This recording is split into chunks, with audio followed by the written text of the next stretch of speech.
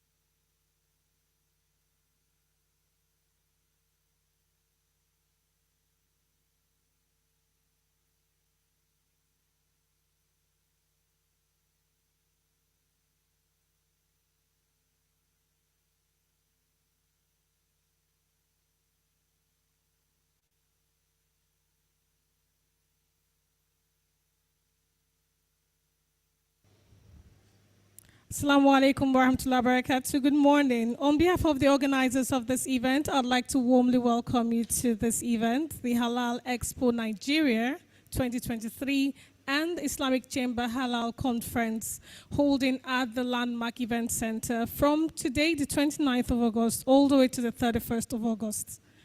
I welcome all our distinguished guests of honor, our special guests, and of course, all the participants on site and off site. We'll get started right now with the national anthem. I'd like to invite you to please be on your feet as we take the national anthem. Feel free to hum along as you listen to the national anthem. The national anthem, please.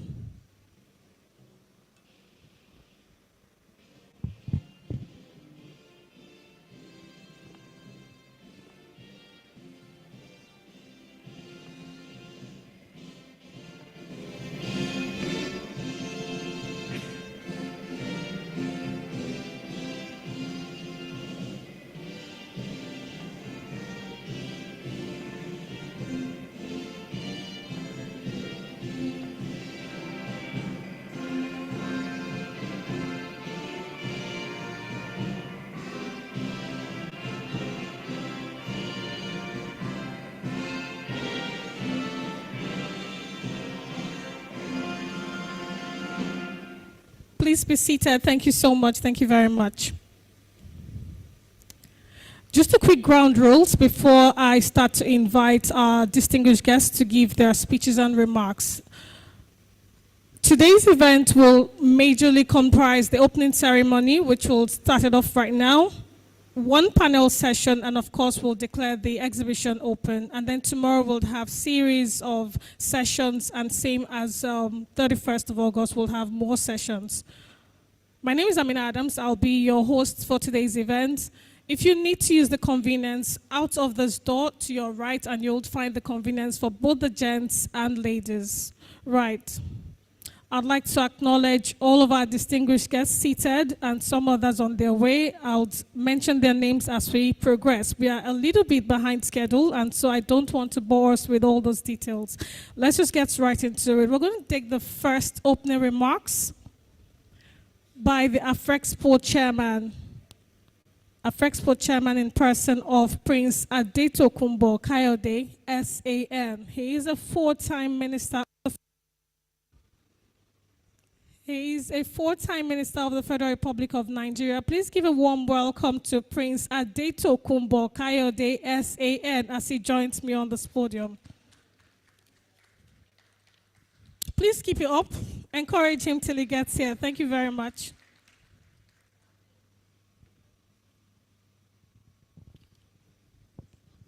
Thank you very much. Distinguished ladies and gentlemen, I am very pleased to be here this morning. I want to appreciate all our partners who are here, and maybe it would be fitting if I do mention a few, because in the past 5 years, we have endeavored to work very hard on the Halal Expo project. And we're doing this because we know that the halal economy is a multi-billion-dollar economy all over the world. Nigeria has over 100 million Muslims, and we are a halal country. And the other almost 100 million who are not Muslims also love halal. Everybody loves halal. The halal economy is for the world. It's a global economy. So we're already in it, but we want to achieve a serious exposition of our country as a key player in the global world of halal. And we want government also to appreciate it as a matter of policy, so that next year and other years going forward, we'll begin to widen and deepen our involvement in the halal economy, not only in Nigeria, in Africa, and the whole world.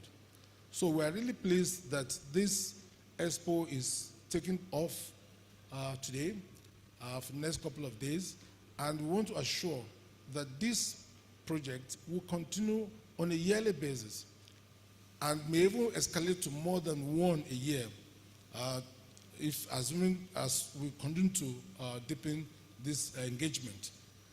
I want to, first of all, acknowledge the presence of His Excellency, the first Deputy President of Nigerian Association of Chambers of Commerce, Industry, Mines and Agriculture, Engineer Jani.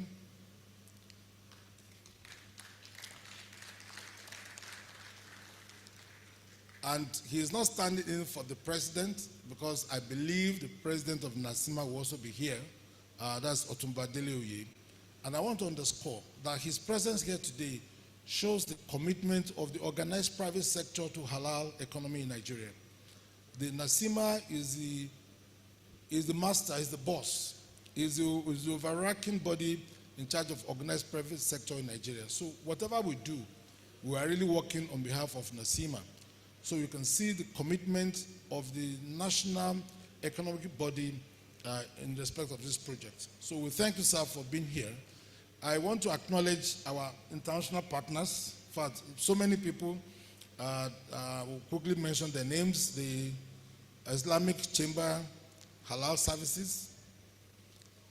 Thank you very much. Engineer Ashraf. Thank you for being here. The Halal Certification Authority, led by Professor Oreagba, Ibrahim Oreagba. You're welcome, yes. Hajia Moji Hasfat is a lady who has been working for us, or working with us, the past 4 years when we started this idea of organizing Halal Expo.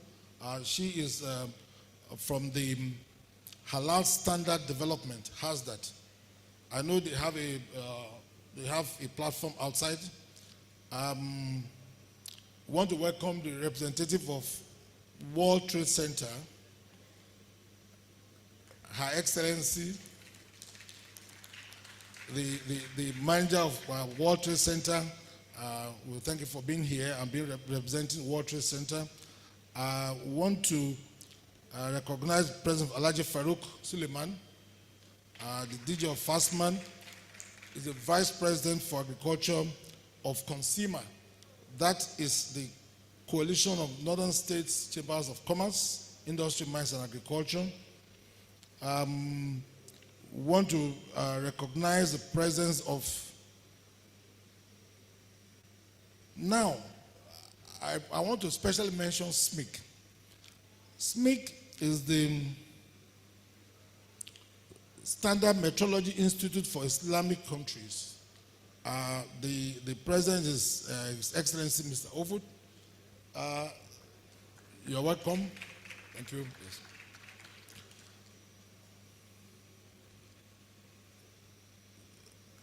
Now we also have partnered with Islamic Chamber of Commerce, Industry and Agriculture. His Excellency Sheikh Yusuf Kalawi, I think is represented. We have enjoyed support from Federal Ministry of Foreign Affairs of Nigeria, Ministry of Trade and Industry, we're looking forward to a wider support for this project. But permit me to specially mention an institution, a company that I'm very, very much interested in, that is Dar Al-Halal Nigeria. The Executive Director for Government Affairs and Policy, Dangaledima Nasir Muazu Adamu, is representing the company. This is a company that has done a lot of study about the halal economy in Nigeria, and they just recently launched a world review on the prospects of halal economy in Nigeria. It will make a very interesting listening. They have the platform to talk about this. What we are sure of is that the halal economy exists, and what we need to do is to widen it and strengthen it for the benefit of the whole country and West Africa as a whole.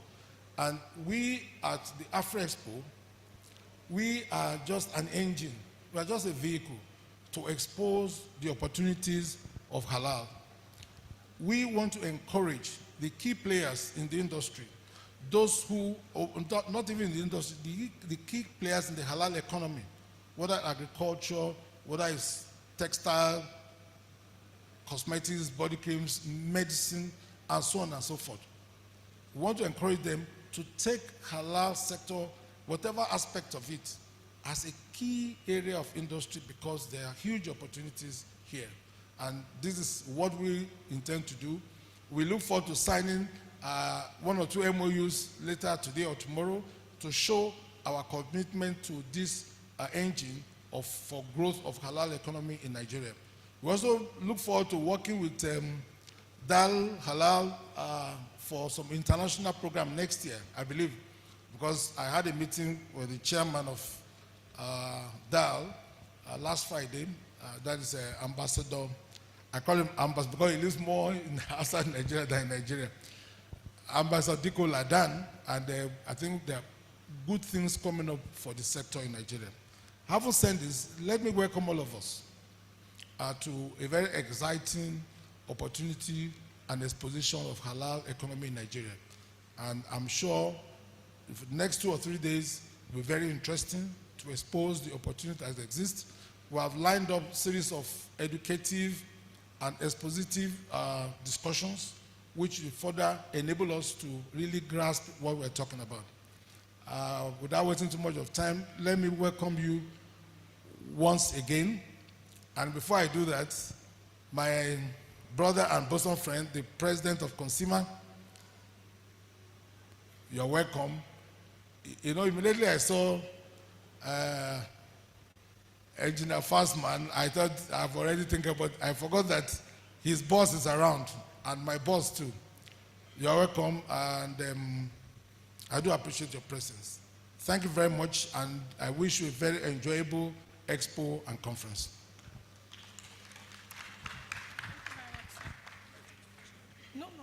Thank you so much. Please put your hands together for Prince Adetokunbo Kayode. Next up, we would like to take opening remarks by the CEO of Islamic Chamber Halal Services, ICHS, in person of Engineer Ashraf El Tamboli. Please, warm welcome for him. Encourage. Thank you. Thank you. Thank you, Mr. Prince. So, Your Excellencies, ladies and gentlemen, on behalf of the Islamic Chamber of Commerce, Industry and Agriculture, it gives me great pleasure to welcome you here in the first edition of the Islamic Chamber Halal Conference here in Lagos. Nothing comes to success without cooperation of all parties. This conference is no exception. It's a result of successful cooperation between the Islamic Chamber of Commerce, Afri-Expo, Nasima and Consima. The halal ecosystem is much wider than food. It covers cosmetic, pharmaceutical, fashion, entertainment, and many other business sectors. And it spans more than Muslim countries. It goes beyond that because Muslims inhabit all countries of the world. Muslims over the world needs halal products and services in everything they do in life. They cannot happen without the cooperation of all stakeholders. Governments to establish halal laws and regulation as applies to national production, export and imports. National Standard Organization to adopt halal standard, and it's my pleasure to welcome Mr. Ihsan, the Secretary General of SMIC, that's leading the sphere of standardization of halal all over the world. Also the National Accreditation Body to accredit certification bodies and make them professional and working in the correct way. Of course, we cannot forget the private sector. Private sector to get certified to halal standards and provide halal products and services to consumer. Last but most importantly, consumers to demand halal certified products and services in everything they do and use. The Islamic Chamber, through its executive arm, Islamic Chamber Halal Services, is supporting all stakeholders across the globe to make authentic halal products and services available to Muslims all over the world. Through conferences and exhibition, halal platform, halal certification, and country consultation, we strive to grow the global halal market qualitatively and quantitatively. We have put our activities to actual service here in Nigeria. In a few minutes, we'll be signing an MOU in cooperation with Consima to avail all our services to the Nigerian market. The objective is multifold.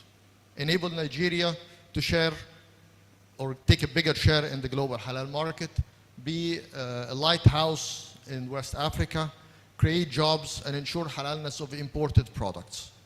Our upcoming event will be in Mecca, Halal Forum, where Islam started. A great opportunity to learn, showcase products to the largest markets, and network with halal thought business and leaders of the world. We value cooperation rather than competition, and we value integration rather than alienation. So let's work together for the benefit of the Islamic people everywhere. Thank you, and I wish you an enlightening conference and a fruitful exhibition. Thank you. Thank you very much. Thank you very much. It's now time to take a welcome address. The welcome address will be delivered by the President of the Halal Certification Authority, HCA, in person of Professor Ibrahim Oreagba. Warm welcome for him. Please put your hands together for him.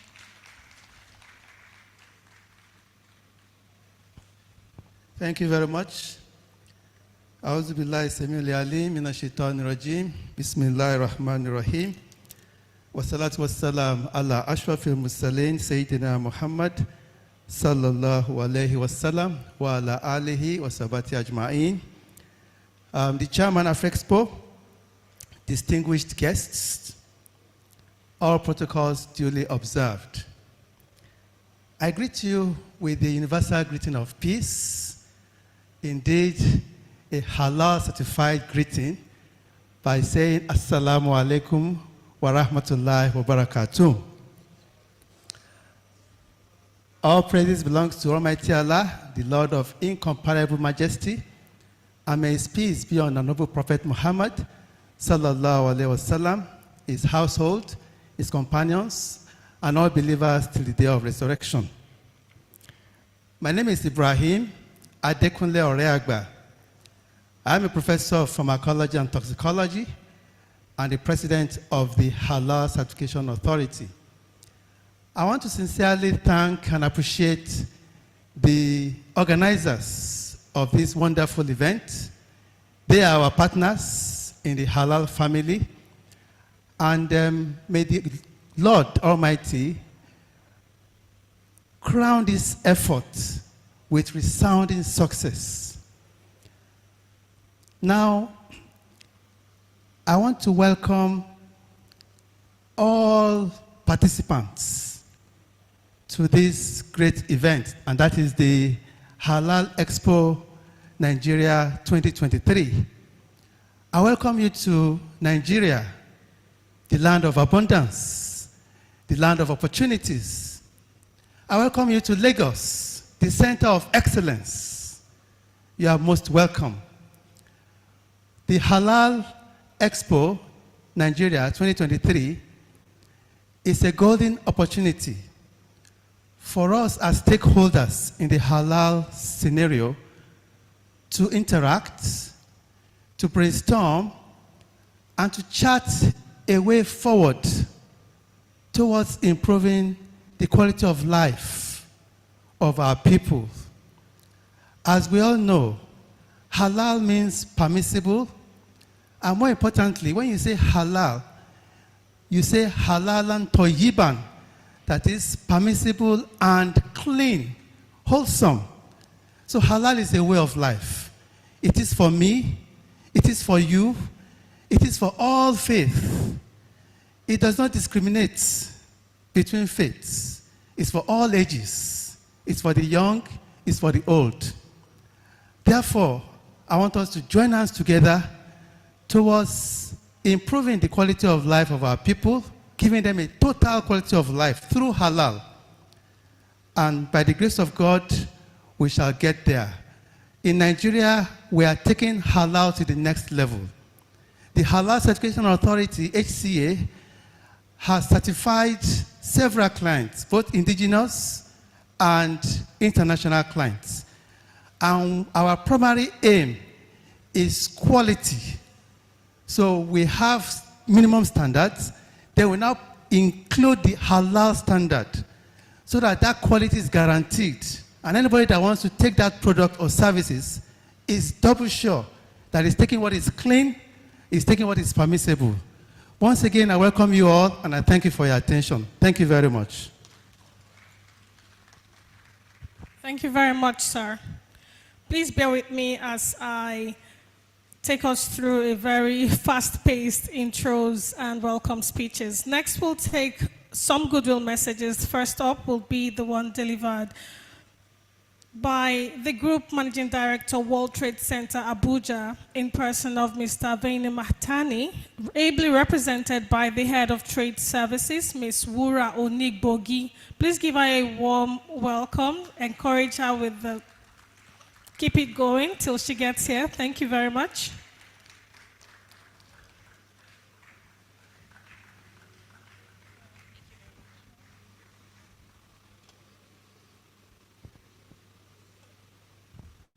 Your Excellencies, our wonderful exhibitors, and distinguished ladies and gentlemen, please permit me to stand on the already existed protocol.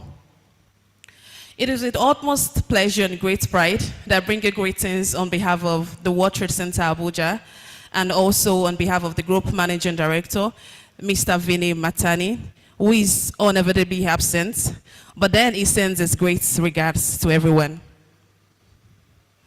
I use this opportunity to express our gratitude to the organizers for inviting us to this edition of the Halal Expo, the 2023 edition. It is truly an honor to stand before you and to give this remarkable event. I believe that I speak for us all when I say that halal industry is not solely about what we consume. It primarily influences how we live. It embraces ethics, transparencies, and unity in diversity. This expo symbolizes unity in diversity, gathering individuals from various backgrounds to celebrate the richness of Halal Expo and halal culture.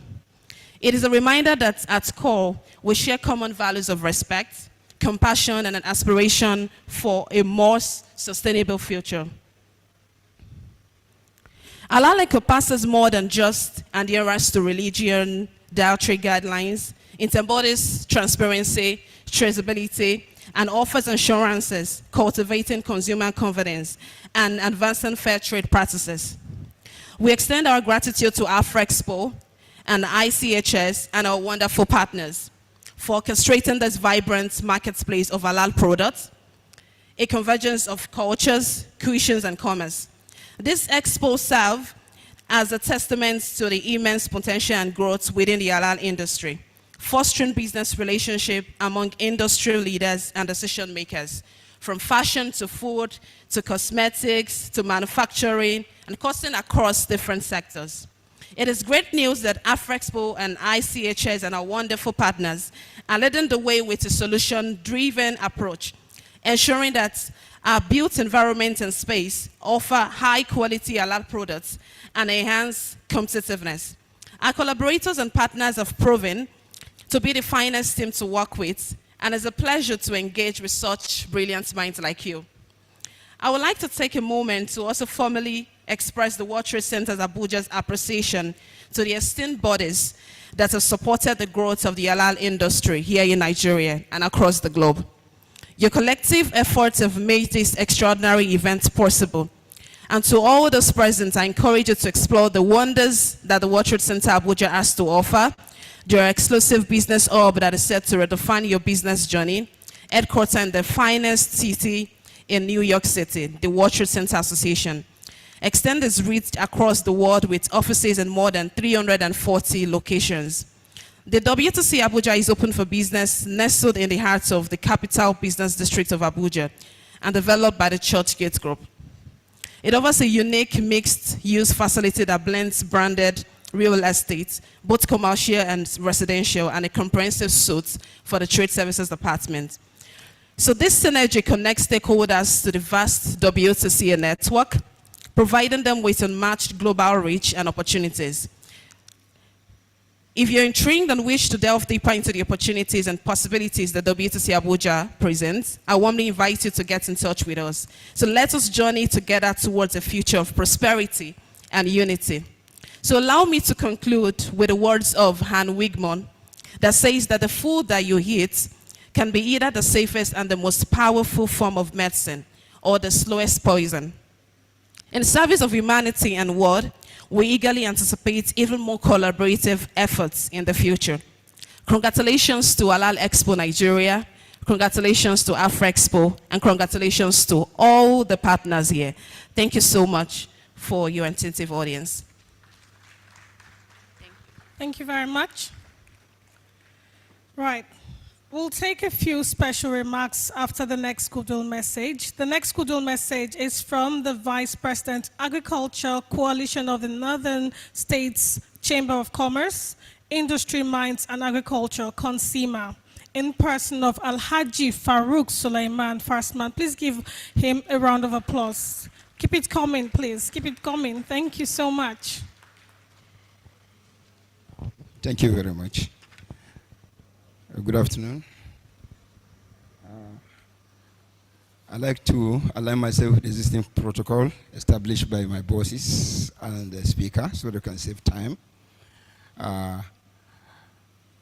It is an honor to stand before you today at the second Halal Expo Nigeria, an event that signifies the remarkable growth and significance of the halal industry in our country.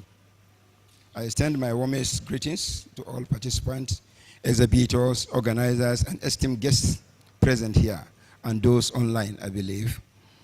The halal industry embodies values of integrity, quality, and ethical consumption. It brings communities together while opening doors to international markets, and I'm immensely proud of the strides consumers have made in promoting halal practices and products in Nigeria. This expo serves as a platform to showcase the ingenuity and dedication of our entrepreneurs who have embraced halal standards, contributing to the prosperity of our nation. I must commend the efforts of the organizers of Expo, led by our able chairman,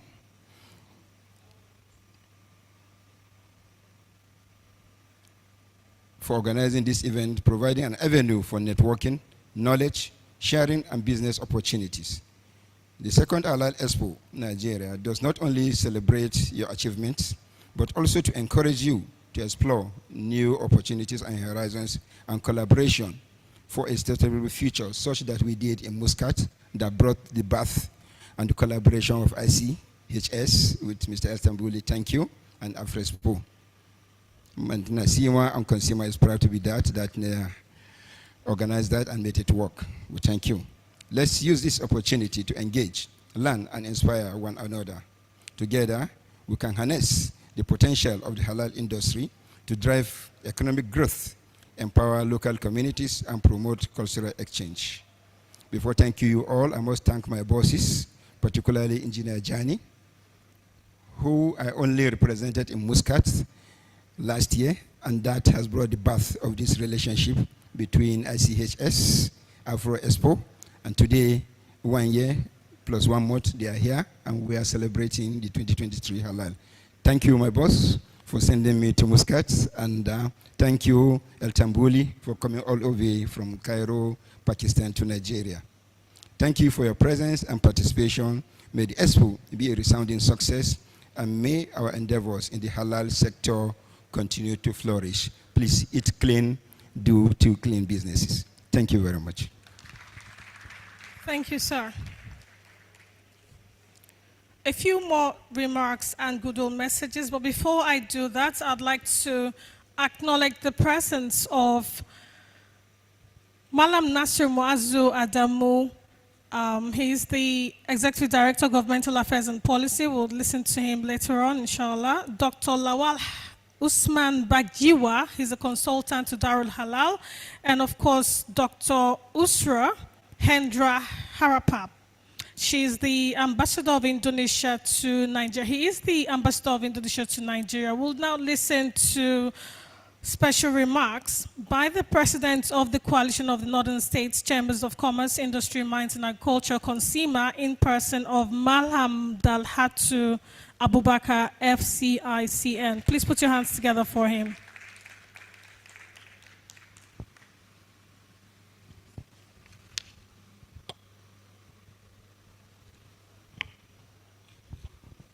A'udhu billahi minash shaitani rajim. Bismillahir Rahmanir Rahim.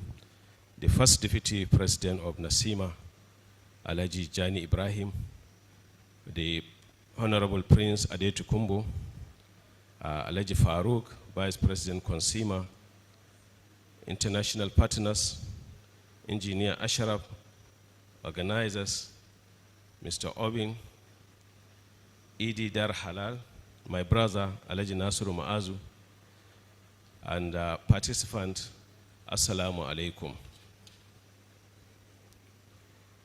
With much gratitude and thankful to Almighty Allah subhanahu wa ta'ala, I feel honored to be guest of honor for the 2023 IC-Halal Conference organized by Islamic Chamber of Commerce, Industries and Agriculture, ICCIA, which is an appreciated institute of the Organization of Islamic Cooperation, OIC. Indeed, this is an honor well appreciated by my humble self, the Council and the members of the Coalition of Northern State Chamber of Commerce, Industry, Mines and Agriculture, Consumer. I therefore bring our warm greeting to all distinguished guests and participants that are here to witness and participate in this event of the great importance. The 2023 IC-Halal Conference organized by Islamic Chamber Halal Service is timely and of paramount importance. This is because I believe it will educate and enlighten this August gathering, particularly top business decisions makers, captain of industry, businessmen and women, academic staff and entrepreneurs in exploring the available business and investment opportunities in ICHS. In view of the above, I most sincerely commend the effort of the IC-Halal Conference Organizer Committee, ICHIS, and all affiliated bodies of Islamic Chamber of Commerce, Industry and Agriculture for initiating this commendable effort.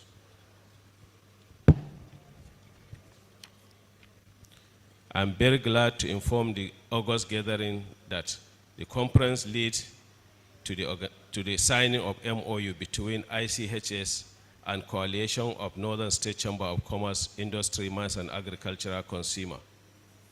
Our desire to have this MOU is deeply rooted in our commitment to promote the halal market in northern Nigeria in our capacity as a voice of organized private sector of northern Nigeria. The memorandum of understanding will create so many opportunities to both parties, like paving way for joint effort to develop halal market in Nigeria and neighboring African countries, establish of joint ventures, limited liability company, among others. To this end, I hope and I pray to Almighty Allah subhanahu wa ta'ala that this IC-Halal Conference 2023 will be catalyst for the mutual benefit to ICHS and consumer. With this membership of 19 northern states as well as the FCT Abuja, therefore, on behalf of the Coalition of Northern State Chamber of Commerce, Industry, Mines and Agriculture, I wish the organizers and participants a successful and hate-free conference. God bless you. Thank you very much, sir.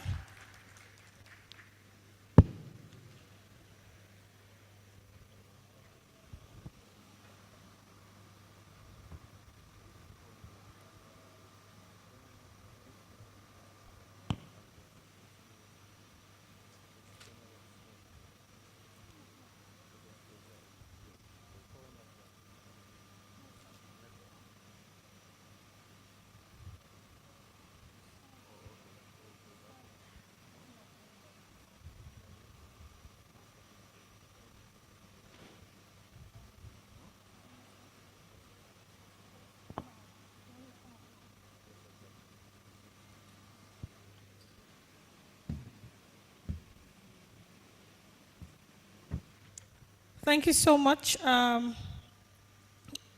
Dalhatu Abubakar. Would like to also recognize the presence of Mr. Taufik Demirol. He is the president of Musiad here in Nigeria.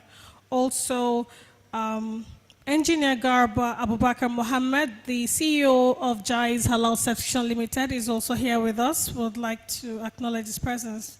Thank you, sir. We'll listen now to remarks.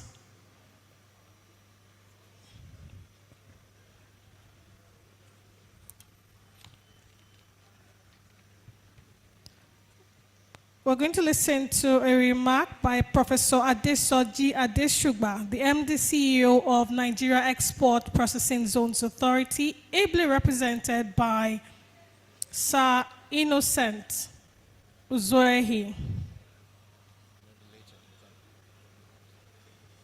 Sir Innocent Uzoehi is going to be speaking on behalf of Professor Adesoji.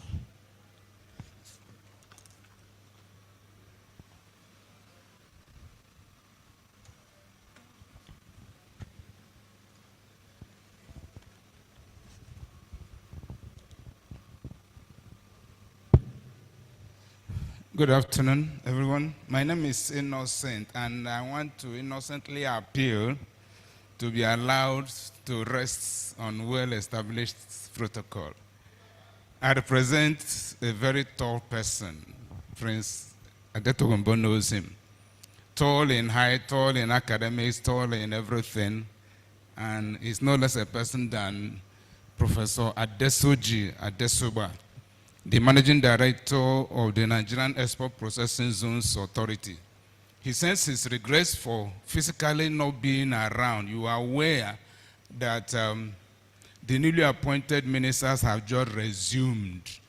And being the head of a grade A agency, the newly appointed minister wants them to be around her for now. So Adesoji Prof sends his regards and has sent me to come and say a few things to this August gathering and to tell us a little bit about what NEBSA is all about.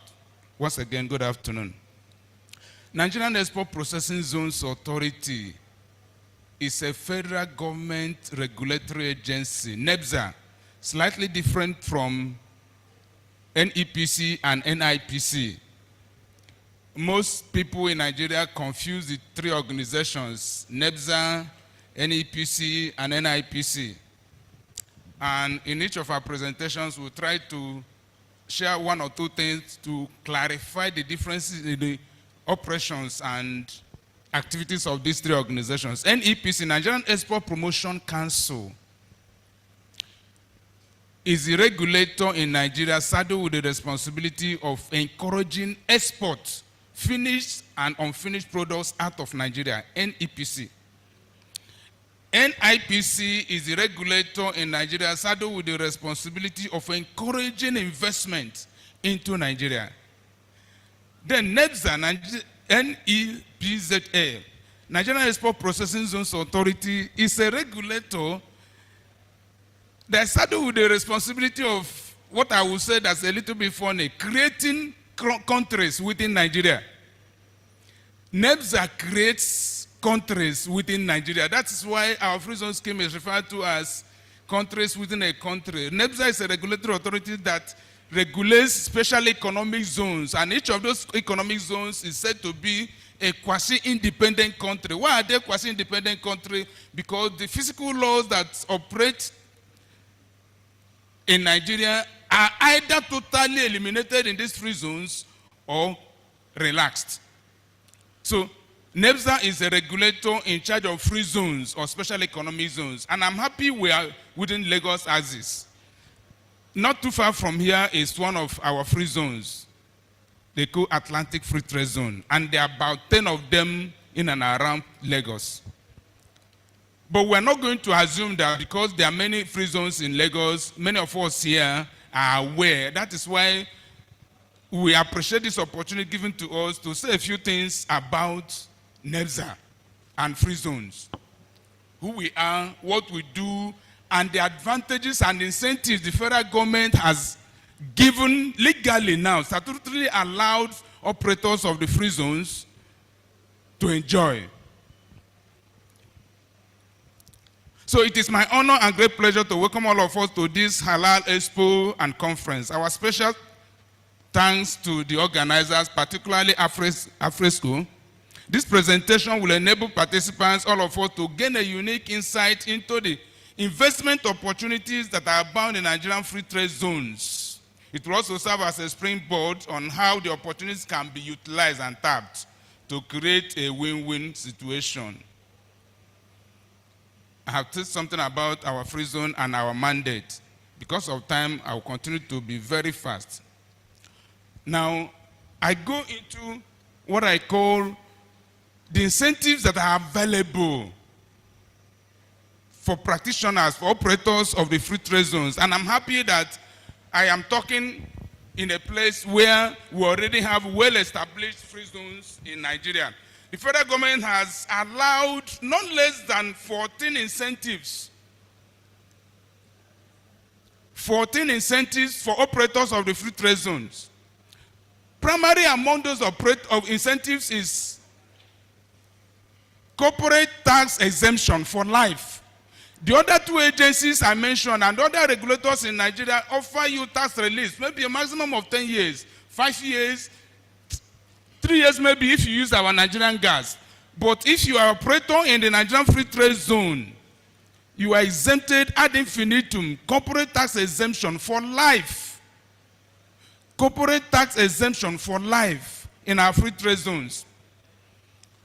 There is unrestricted importation into our free zones. Even what is banned in Nigeria is allowed to be imported into the free zone duty-free.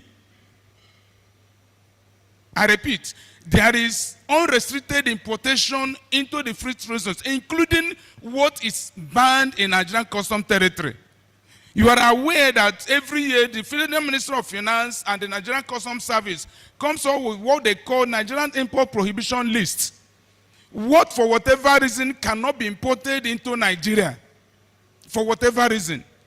Those items on Nigeria's import prohibition lists can be imported into Nigeria legally from the free trade zones on the condition that while they are being assembled or while they are being manufactured in the free trade zones, a minimum of 35% value addition has been added for it. And that is how we are helping the Nigerian economy and to an extent Nigerian Customs Service in not just losing men, because we know, because of our consumption pattern in Nigeria, even though products that are prohibited, because of the demand, these products are still finding their way into Nigeria by smugglers. Why? Because there is a demand for it.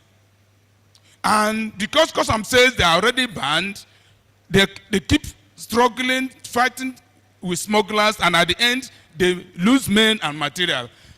The managers of Nigerian economy, and particularly the operators of the free trade zone, and now decided that these prohibited items in Nigeria can legally be brought into Nigeria from the free trade zones. All you need to do is that if you know those products that are prohibited in Nigeria, that Nigeria still have demand for them, come into the free trade zone, establish a company, and just add 35% value addition from products you have taken it from Nigeria, including salaries, and then you'll be allowed to freely and legally bring these products into the Nigerian custom territory. Another advantage and incentive that the government has given to operators of the free trade zone is that there is VAT-free purchases. VAT-free purchases, assuming you have anything to buy in Nigerian custom territory, such purchases are VAT-free. I've already told you that importations into the free trade zones are import duty-free. But if you are located in the free trade zone and for whatever reason you don't want to import your things into the free trade zone, you want to buy them from Nigeria, those purchases you make in Nigeria for purposes of your activities in the free trade zones are VAT-free. But if you decide to import them from outside the country, they are also import duty-free. There is 100% repatriation of capital, of profits and dividends.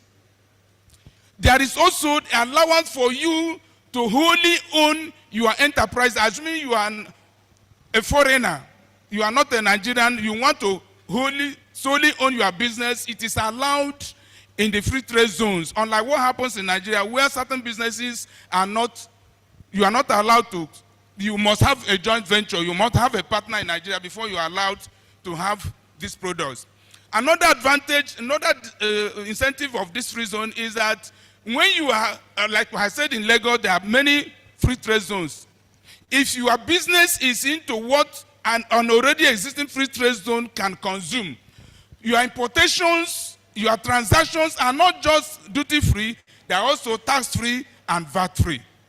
These and many more are the incentives the federal government has allowed people and as a way of encouraging employment in our free trade zones. Lastly, because we have a stand here, my colleagues are here to help us elaborate more on this. Lastly, when you are located in the free trade zones, you are not expected to adhere to what the regulators in Nigeria call manpower regulations. If you have a company in Nigeria, there's a level of expatriates you are allowed to bring in. But in the Nigerian free trade zones, you have the freedom to employ as many staff as possible from all over the world. However, for all of those, each of those non-Nigerians that you employ in and through the agency, Nigerian Immigration Service, you pay $2,000 every year. While you have the freedom to employ anybody you want to employ into the free trade zones, NEBSA and Nigerian Immigration Service allows you to pay, collect $2,000 from you for each of those non-Nigerians. The essence will allow you, if you're comfortable employing foreigners from outside Nigeria, will also allow you, but you pay all this money. On that note, we want to thank you for this opportunity, and I also bring to your notice that you can also have your company already established in a free trade zone, or come out to have your own free trade zone. On this note, I want to thank us for this opportunity, and we'll be available to answer your questions and attend to your requests. Thank you for the attention, and God bless you. Thank you very much, sir. I do hope that the representatives of CONSEMA and ICHS are warming up to come here for the MOU signage right after the next set of remarks. So just get ready, the representatives of CONSEMA and ICHS for the MOU signage. Right, it's now time to listen to special remarks to be delivered by the Secretary General, the Standard Metrology Institute for Islamic Countries, SMIC, in person of His Eminence, Dr. Ihsan Oveid. Please, your hands together for him.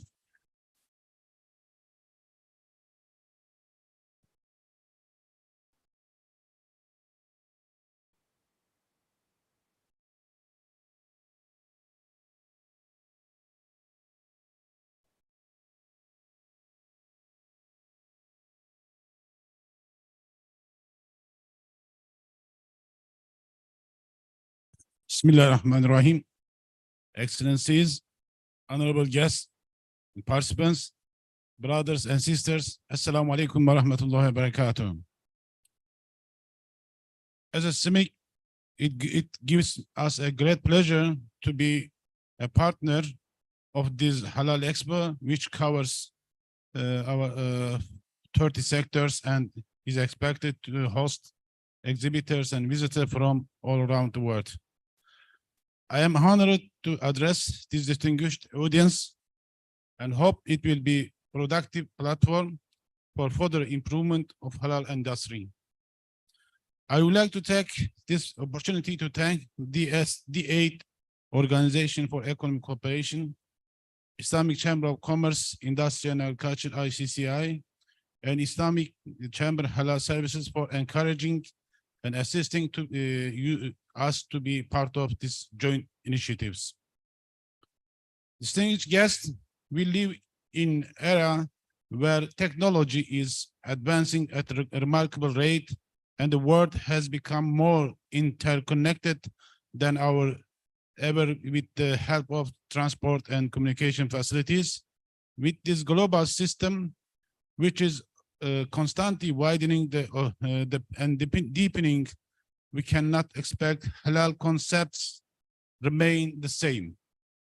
Today, everything that we use in our daily lives is produced according to certain standards, which are common language of the trade, and this certainly applies for the halal industry, which has proven its necessity. Use of common halal standards and reliable halal certificates are one of the most challenging issues that we have been struggling to address throughout these years. Acknowledging that halal is a must for us has put all relevant actors under the spotlight and given them a great responsibility to shoulder.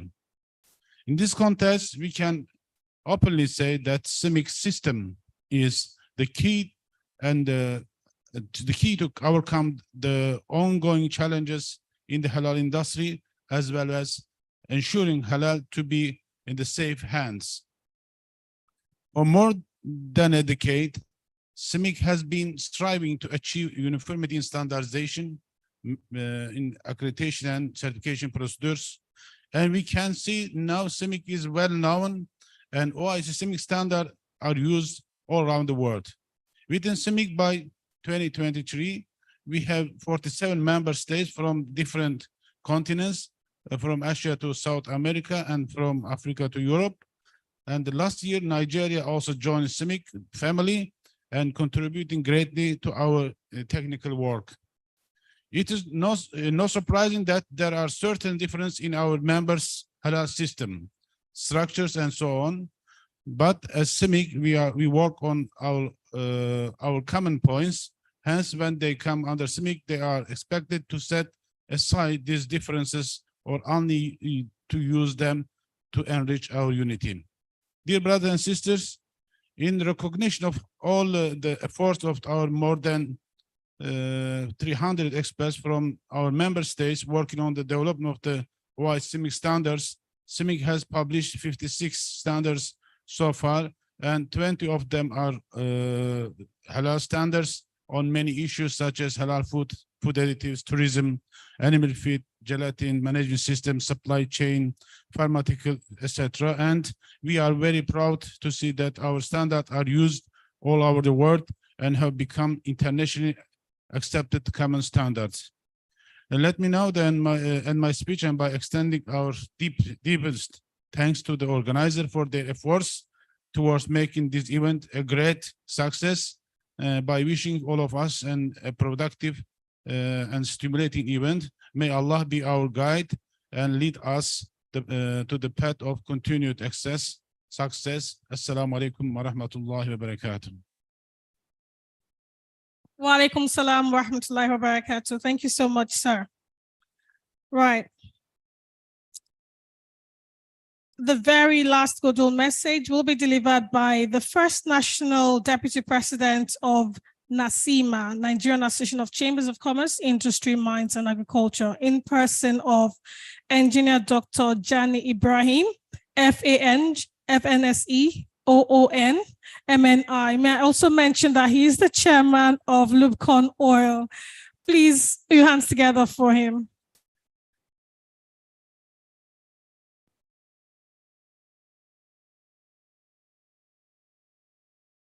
أعوذ بالله من الشيطان الرجيم بسم الله الرحمن الرحيم. Let me not stand on the existing protocols, otherwise I'll get into a lot of trouble. Let me recognize the chairman of Afrexpo in the person of His Excellency Prince Kayode Tokumbo, Senior Advocate of Nigeria, 4-time Minister in the Federal Republic of Nigeria, and an eminent thinker, an implementer, and somebody who has a great foresight, for the development of the private sector of this great country. I will also use this opportunity to welcome a very important international guest in the person of the Secretary General of CIMIC, who has come all the way, and I want to recognize His Excellency, Mr. Isan Ovud, and we thank you for those very, very rewarding words of wisdom that you have passed on. And then also our partners from ICHS and the person of Engineer Ashraf, and I'm still looking to find Mohammed Sheha, whom I've asked him to leave behind when he's going back to Cairo. He should leave him with us here, because we have enjoyed, the very warm relationship that has ensued. I also welcome other members of your team that have come all the way, to support this very important, exposition. Let me also quickly welcome members of the World Trade Center, and also the executives of Dar al-Halal. Then I also now want to welcome in-house the great team coming from Nasima, and the persons of our Vice Presidents, Chief Akoshile, who is here. I welcome you, and also Alhaji Farouk Suleiman. Then I also welcome my boss, the President of Consima. He is the President of the Coalition of Northern State Chambers of Commerce, of which my own chamber is under his presidency. So I welcome Alhaji Alhatu Abubakar, who has spoken to you. And now, last but not the least, somebody whom I consider to be small and mighty, and that is Director General of FEWASI. FEWASI is the Federation of West African Chambers of Commerce and Industry. Malam Aminu is here, and just to tell you the presence of the private sector here, that is not just the Nigerian arm here, we also extend all the way, to West Africa. My president, we're still expecting the president of Nasima. I'm sure he will join us, as we go along later today. But distinguished ladies and gentlemen, I'm delighted to be part of the Nigeria Halal Expo 2023. And I want to welcome all stakeholders who are gathered here today to contribute their own quota towards strengthening the Nigerian halal ecosystem. The process of building the halal ecosystem in Nigeria has been slow but steady, and it's gratifying to note that not only is the momentum being built, but that more and more stakeholders are making substantial contributions towards ensuring the success of the process. The economic policy thrusts of the current administration in Nigeria, under the leadership of His Excellency President Bola Ahmed Tinubu, GCFR, has driven home the reality that the Nigerian economy must become an industrialized, export-based economy. The once-in-a-lifetime opportunity to develop this non-export-based economy is also being presented to us on a platter of gold by the African Continental Free Trade Area Agreement, of which Nigeria signed up, on the 7th of July, 2021. The African Continental Free Trade Area Agreement is an epoch-making agreement that seeks to create the largest free trade area in the world and connect over 1.2 billion people across 54 countries in Africa. It has opened the opportunity for massive trade, investment, and socio-economic development in Africa. AFCFTA seeks to connect businesses in the African continent with a combined GDP of over $3 trillion. The size of Africa's GDP makes it the 8th largest economy in the world, behind France, India, UK, Germany, Japan, China, and the United States of America. In population terms, Africa's peers are China and India, with a population of over 1 billion people each. Nigeria is not only the most populous country in Africa, it also has the largest economy with a GDP of almost 20% of the entire continent. There is no better time than now to strengthen the halal ecosystem in Nigeria and boost massive halal trade, not only within Africa under the AFCFTA, but all over the world. The range of opportunities within the halal economy are huge and varied.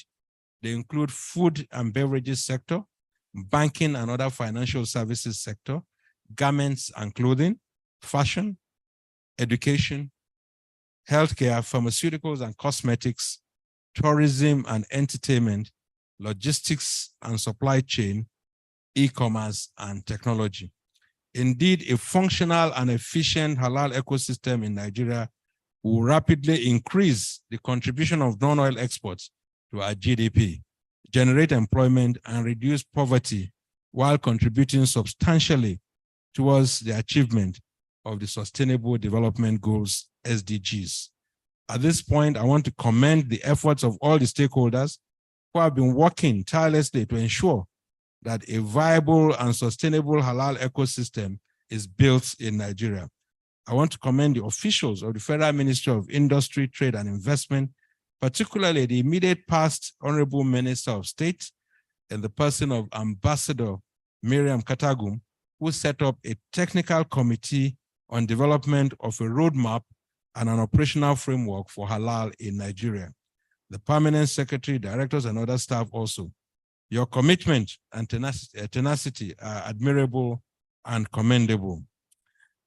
We also have in our midst today also in the person of Professor Ibrahim Oreagba. He has already spoken to us, and I know the commitment of his team and that of HASFAT, to the workings of the halal economy. I've had occasions to discuss with Professor Oloyede, and he has commended the great work that you are doing in that behalf. Several other government agencies have demonstrated their commitment in building the halal ecosystem in Nigeria, including but not limited to the National Agency for Food and Drug Administration and Control, NAFDAC, Standard Organization of Nigeria, Nigeria Export Promotion Council, then the Raw Material Research and Development Council of Nigeria. Distinguished ladies and gentlemen, finally, in order to ensure the strengthening of the halal ecosystem in Nigeria, I want to recommend that stakeholders should commence a powerful advocacy for putting in place a strong legal and regulatory framework, for this very important ecosystem.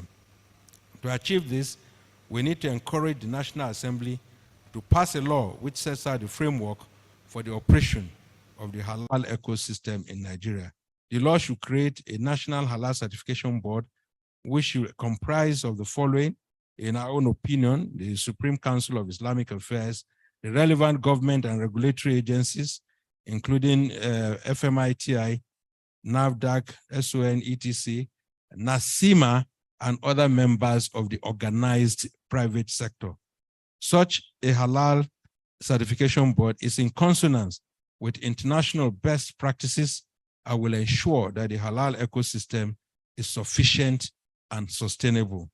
I want to commend the organizers of this year's Halal Expo Nigeria and wish them every success in the belief that in the very near future, they shall be considering Halal Expo Africa. Once again, I welcome everyone and hope that we all have productive engagement at this event. Thank you. Assalamu alaikum wa rahmatullahi wa barakatuhu. Wa alaikum salam wa rahmatullahi wa barakatuh. Thank you so much, sir. We are at the point where we get to sign the MOU as I invite the representatives of ICHS, Islam Chamber Halal Services, and the representatives of Consima to come up here for the signing of the MOU. Please note that right after this signage, once the MOU has been signed, please note that we're going to take our first of 19 sessions. We do have 19 sessions planned for you in the course of 3 days. We'll be taking the first session right after this MOU signage. And that session is the 360 view of halal global markets, opportunities and development. It's a power-packed panel session, and you'll see why it's power-packed when you learn about the discussants on that session. So whilst my team sets up for the MOU signage, may I also remind you that right after the signage and the panel session, we'll then officially launch the exhibition. We'll declare it open, and that will be led by our distinguished guest of honor in person of Prince Adetokunbo. So please, once we are done in this hall, we'll wait for all of our dignitaries to exit the hall first. And then they'll lead us through the exhibition area. So now we'll have the MOU signage.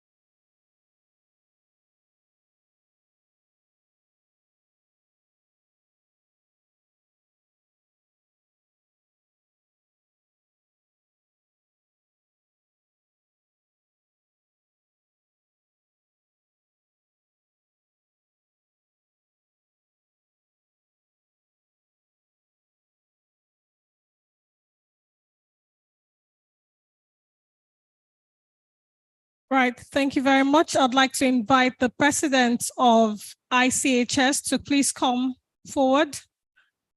Please put your hands together for him. I'd also like to invite the president of CONSEMA to please join him here on stage. Thank you so much. If we have other representatives that can stand behind them, please come forward. ICHS to my immediate right and CONSEMA to the farther right. Thank you.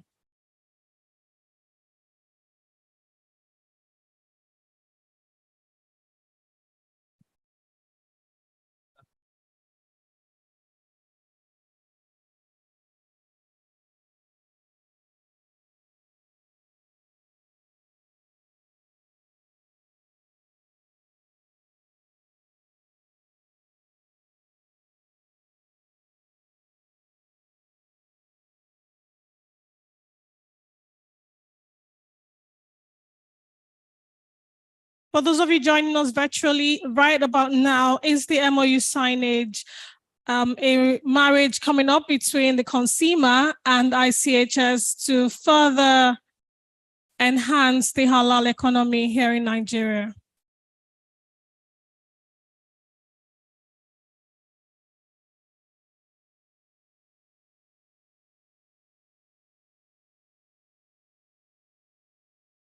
Malam Dalhatu Abubakar, FCICN, has put pen to paper.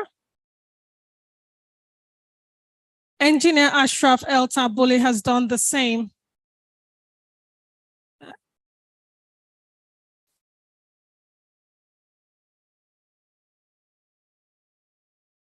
So they're switching papers now so that the ICHS can sign the portion of the agreement, the MOU between CONSEMA and the ICHS. They are being joined on stage by the rest of their team members that are here with us.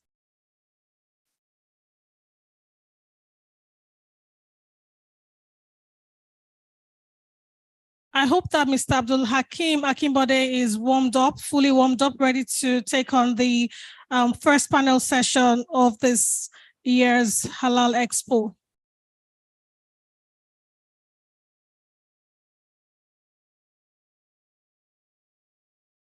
We'll take group pictures now.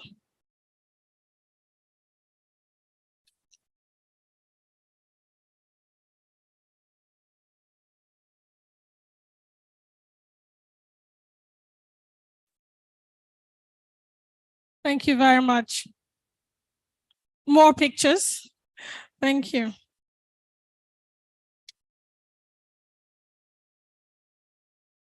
Thank you very much.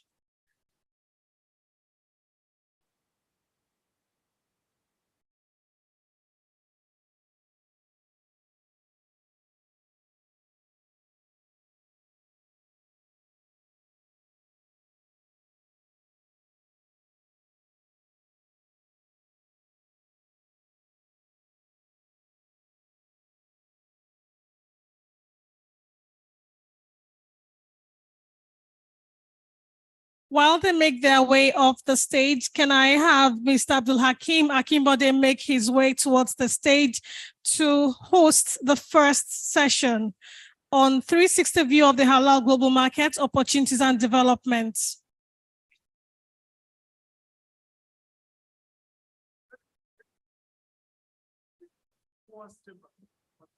Yeah, you are here already.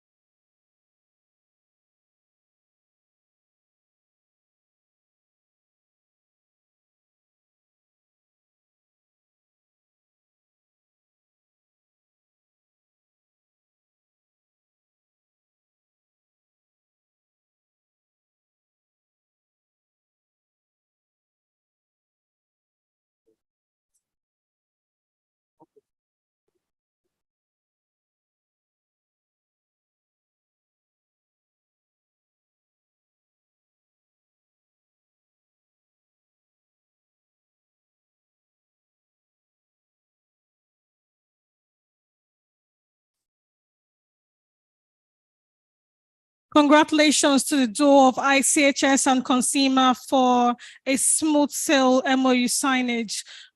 I'd like to invite Mr. Hakim Akimbode to the stage.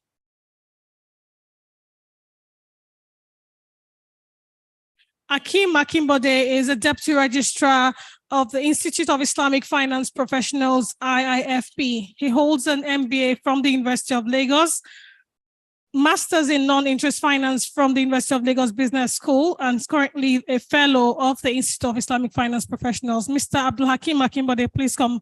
Kindly give him a warm round of applause. Thank you.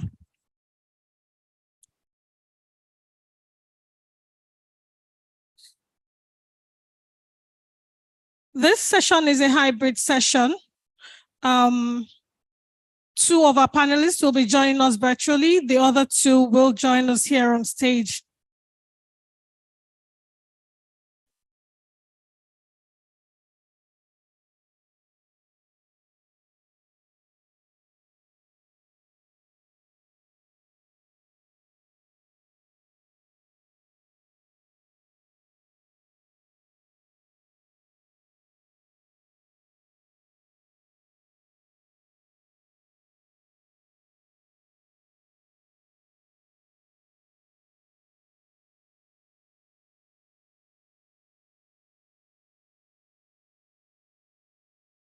His Eminence, Dr. Ehsan Ovid, was born in Turkey in 1966, completed his primary, secondary, and high school education in his hometown.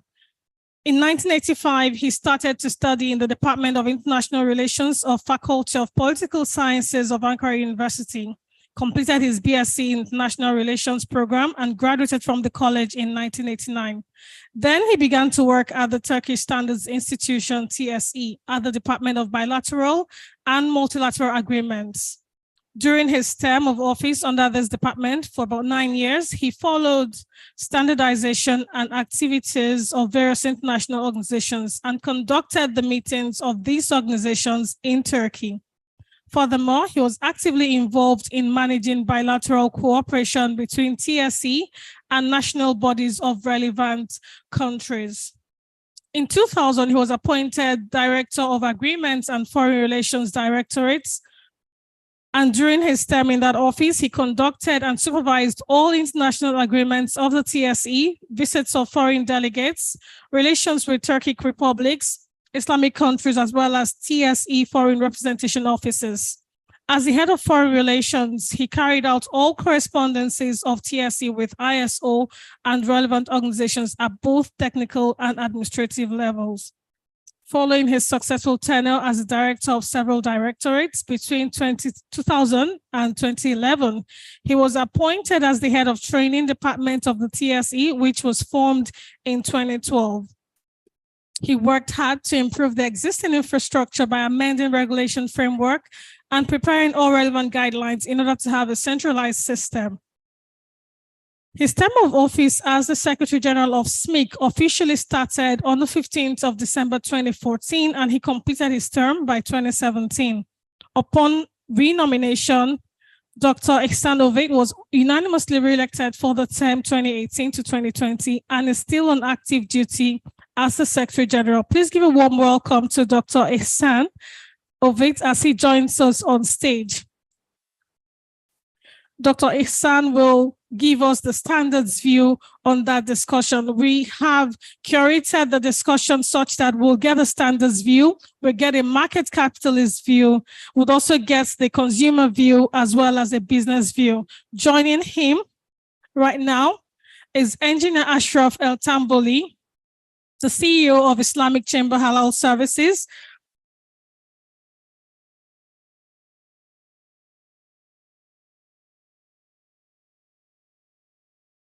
For over 30 years, Engineer Ashraf has been a leader in business with focus on startups and founding companies. Engineer Ashraf startups span many industries, including business process outsourcing, technology, .com, and food business. His main strength is to take a business idea and transform it into a growing, stable business.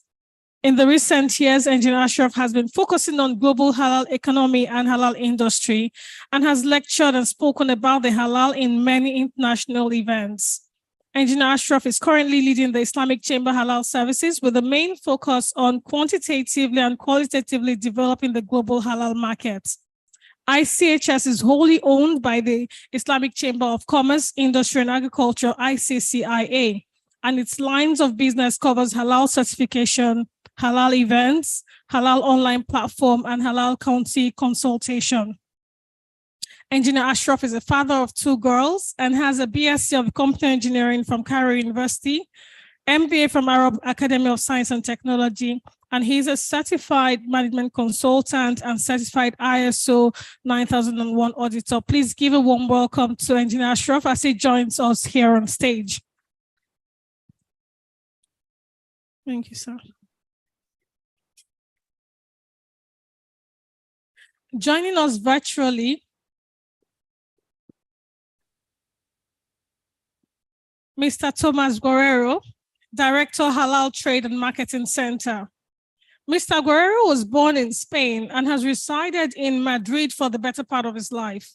Passionate about Islamic economy and emerging markets, he has dedicated himself to the halal industry and sovereign wealth funds. He began his career working as a researcher at ESAD Business School's Economic Intelligence Unit, ESAD GEO, for Mr.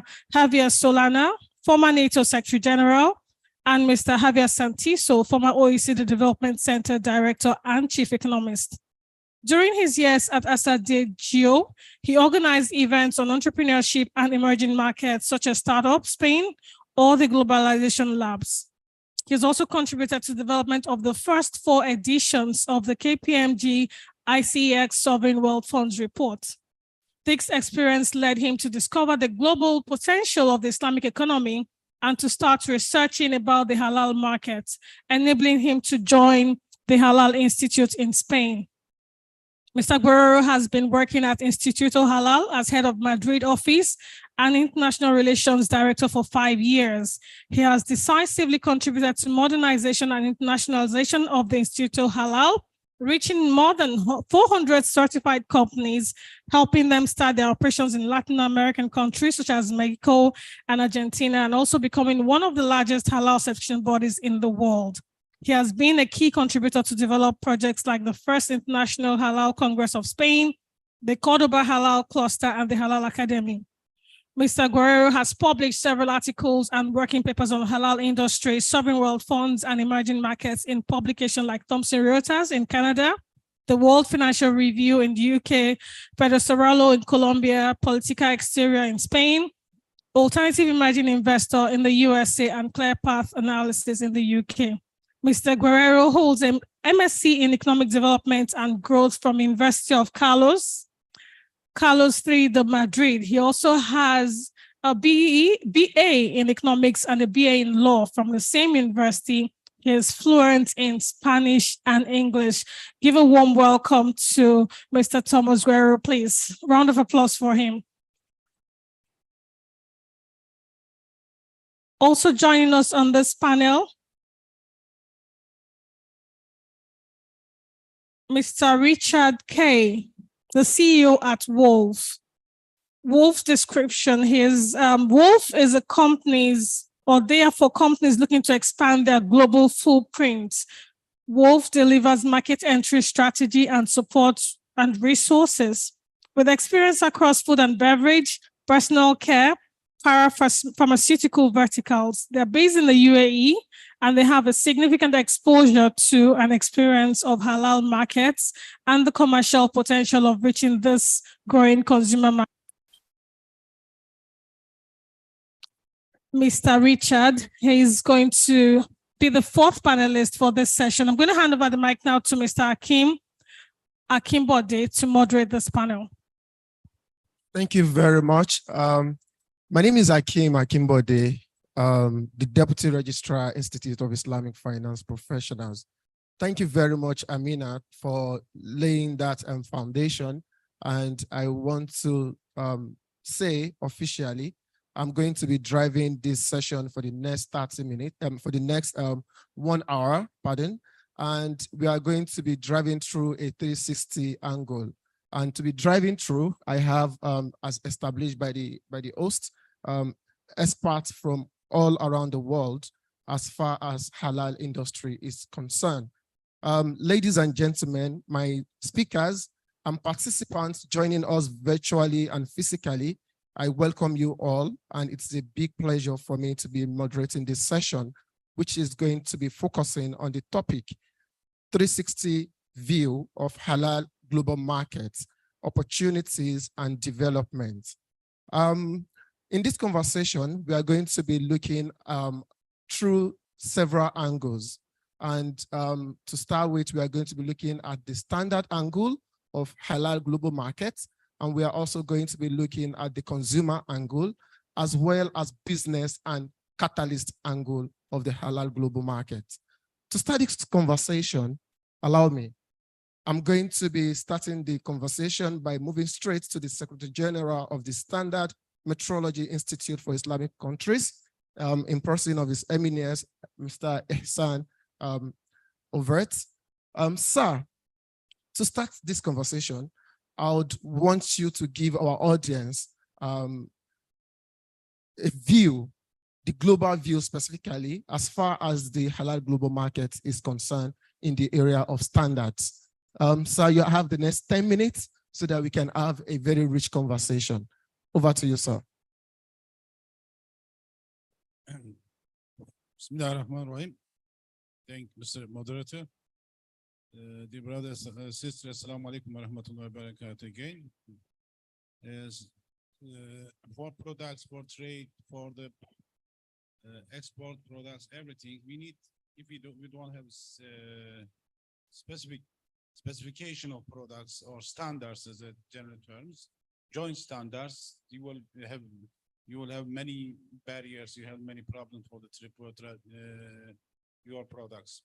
In halal sector, not easy to develop a single standards because of the country approach, because of the different mazhabs or different groups.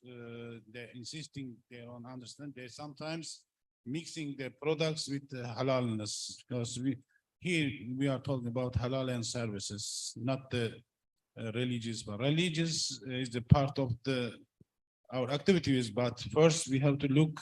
This is a product. This is a service. It is halal, not halal.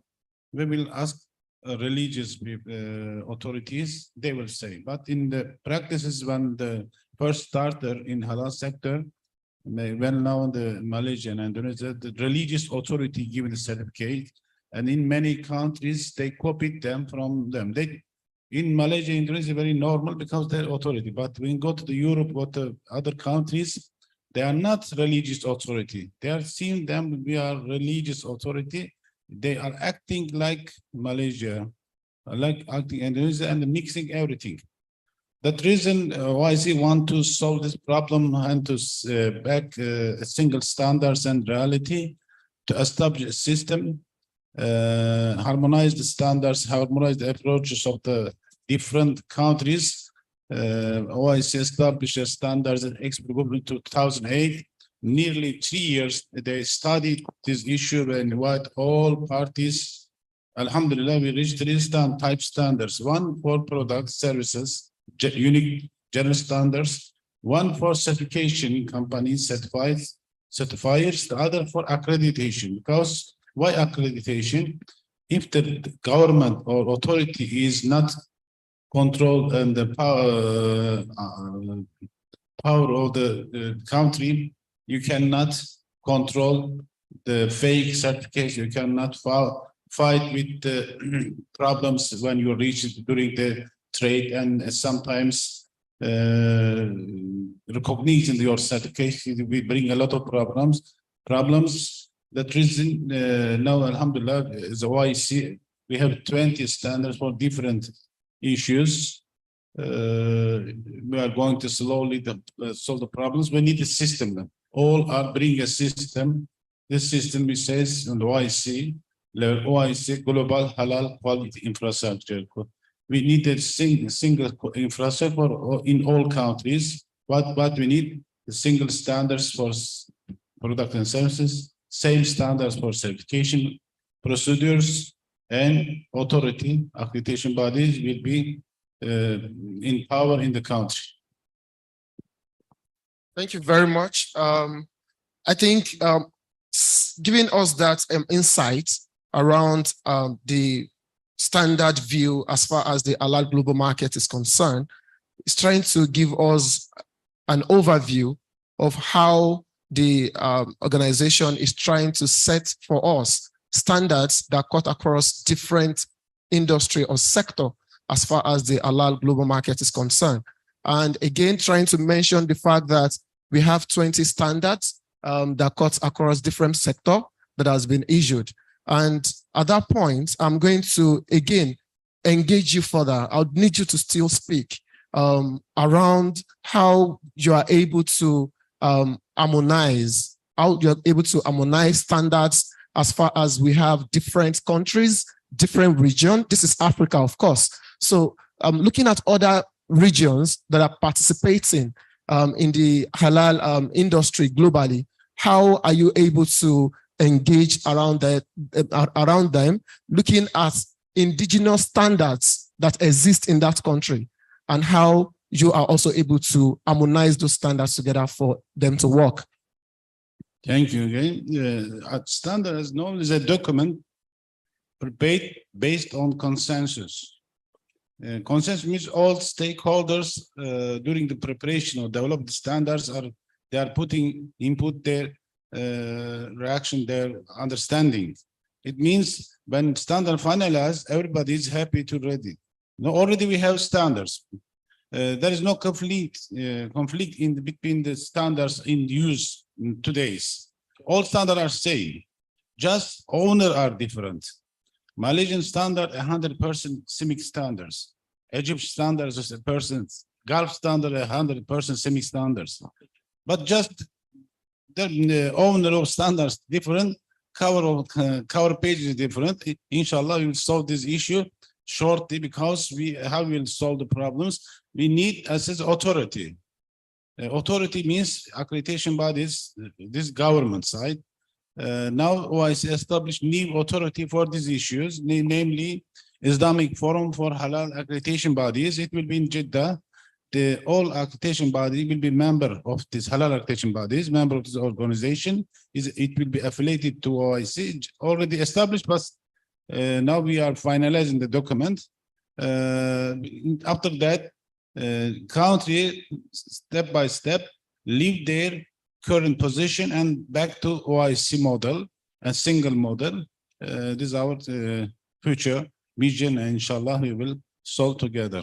Thank you very much for that informative submission. And on that, I'm going to move next to Mr. Richard, who is joining us virtually.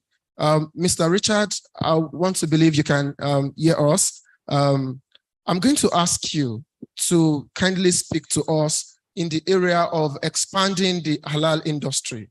You know, there are a lot of opportunities and challenges out there. And this speaks to the fact that a lot of participants or players want to engage. So I want you to give us from the consumer view, what are the opportunities, what are the challenges in penetrating or expanding the halal industry? Thank you. Thank you very much. Hello, everybody. Nice to be included. It's very nice to see all of you virtually. I think what we have to do is approach this from the perspective of where does the halal market sit at the moment from a consumer perspective. One of the things that I think is important to understand is that halal as a market is not a fad, it's not a trend. It's a way of life for millions of people and a growing population of millions of people. So from the consumer perspective, unlike some things that have been fads, such as vegan food, halal is there to stay. Halal, from a consumer perspective, is one of the most vibrant, one of the fastest growing sectors within the market, and consumers need to have their needs met specifically by the industry players, because there is an expectation, first of all, that halal products will be made available to them, and secondly, that they can rely upon those products that are on the shelves of their supermarkets or pharmacies or anyone else being reliably halal. Now, within some countries within the halal world, what they're trying to achieve is an expectation that everything on the shelf is already certified and is by dint of being on the shelf already a halal product. In those countries where it is not, let's call it a halal or Islamic environment, it is essentially important for the growing Islamic community to be able to have access to products that they can reliably take, can reliably buy, and understand are designed for their needs way beyond what has been done in the past. So from the perspective of what is the consumer looking for, the consumer is demanding a product which they can rely on. The consumer wishes to be able to have access to products. And what we see increasingly is manufacturers who are certifying, who are expressing that their products are indeed certified, available, and representative for that community to be able to purchase. The issue that I think many people face on the consumer side is it's a terrible phrase perhaps to use, which is halal washing. So putting a certification on a bottle of water that says it's halal should be totally unnecessary. But people then try and take advantage of that community, which I think in itself is wrong and is anti-commercial, because what it does is it devalues the certification. And that applies across many different things. The example, most extreme example that you have at the moment is companies who are trying to sell you a vegan cucumber. You just have to think about that for a moment, that it's impossible for that product not to be vegan.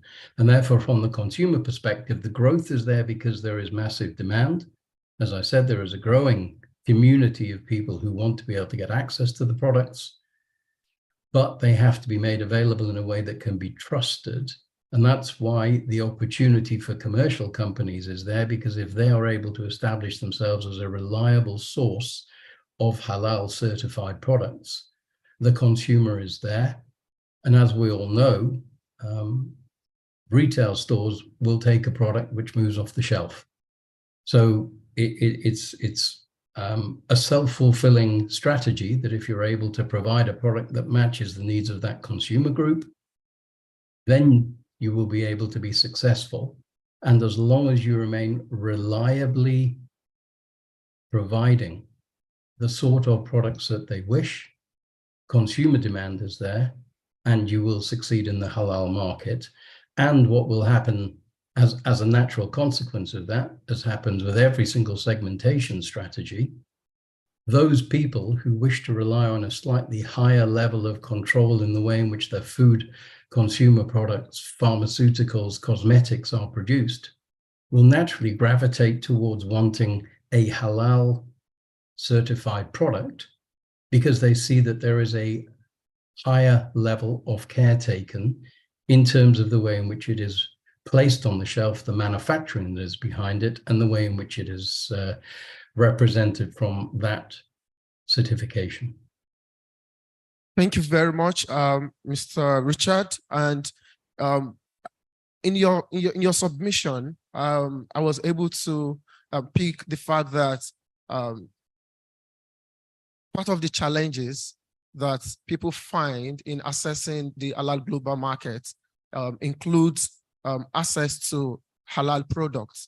And this is a signal that it is a big opportunity for investors, because if there are people, if there are consumers who are out there looking out for halal products and they are unable to access them, so that speaks to the fact that there's a gap, and this gap needs to be fixed. And to fix that gap, I'm going to be again speaking to Mr. Thomas, who is also joining us virtually. He's going to be talking to us around halal industry and global trade. How do we navigate? That is navigating the complexity of international markets from the business view. Mr. Thomas, you have the floor. Thank you so much. Good afternoon, everyone. First of all, I would like to thank you all for having me today. It's a pleasure to be part of this exciting panel discussion. Yeah, today we are here for discussing about halal. So what to say? First of all, as you already know, halal is growing so fast and is plenty of opportunities, right? And when you look at the halal industry, the halal market, you will find strong drivers supporting the growth of this business niche. No, you have the Muslim population there. You have growing middle classes in the Muslim majority countries.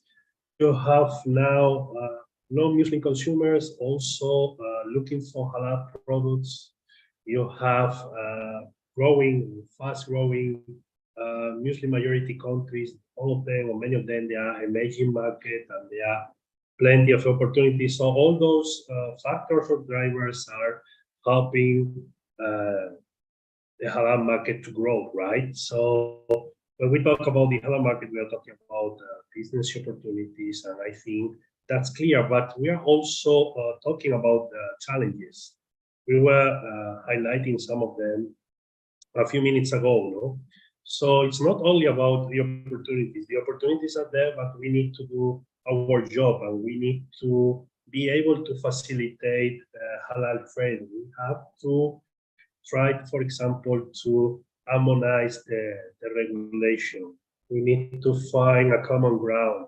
We have different requirements, sometimes different practices in the certification and accreditation spaces. And honestly, we need to find a solution for that, for those issues, because the companies in many countries, honestly, they are facing real problems. And those problems are, let's say, not killing the industry, of course, because it's so big, but let's say reducing the power, no, of the saying, making this the opportunity maybe not so good in some cases.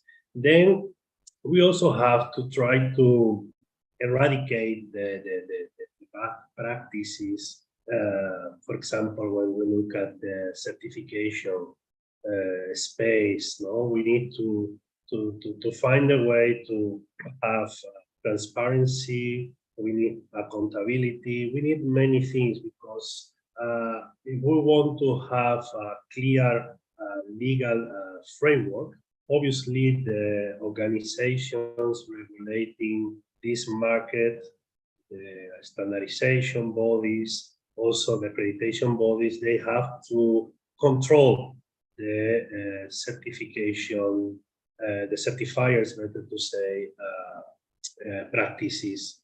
We also have to find, let's say, the way of have a balance with the new animal welfare laws.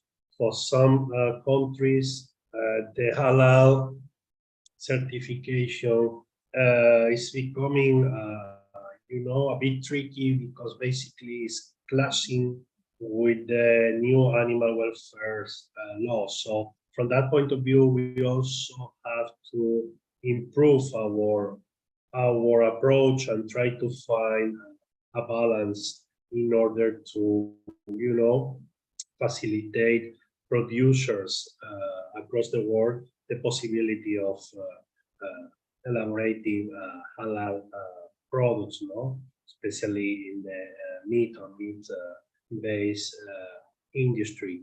Then it's also, let's say, a tricky thing. We need to facilitate intra-OIC trade. Sometimes I'm based in Dubai, I'm leading the Halal Africa Marketing Center, and basically we are working with companies from the non-Muslim majority countries. For them, there are, let's say, some challenges when they look at the halal market, but sometimes those challenges are not so complex, or they are easy to skip, right?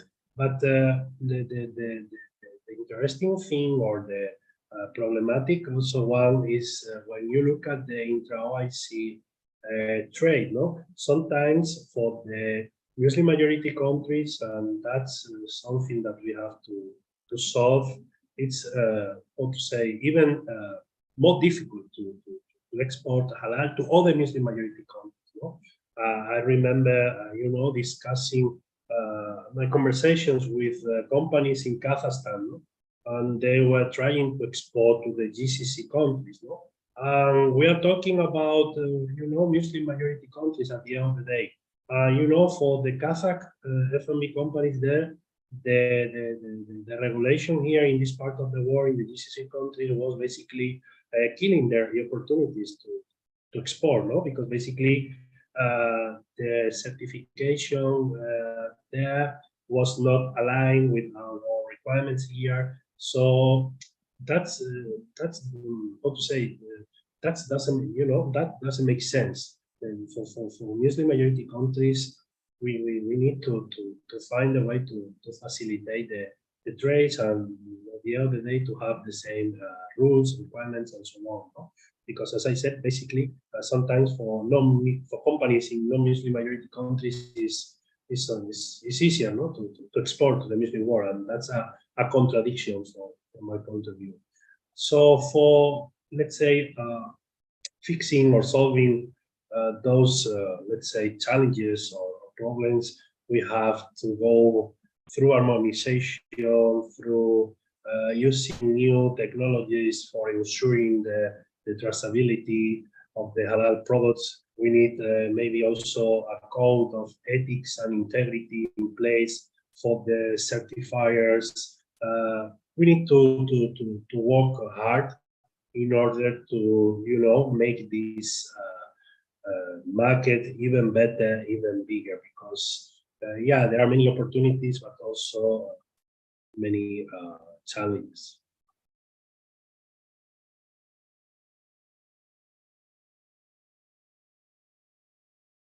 Thank you very much, Mr.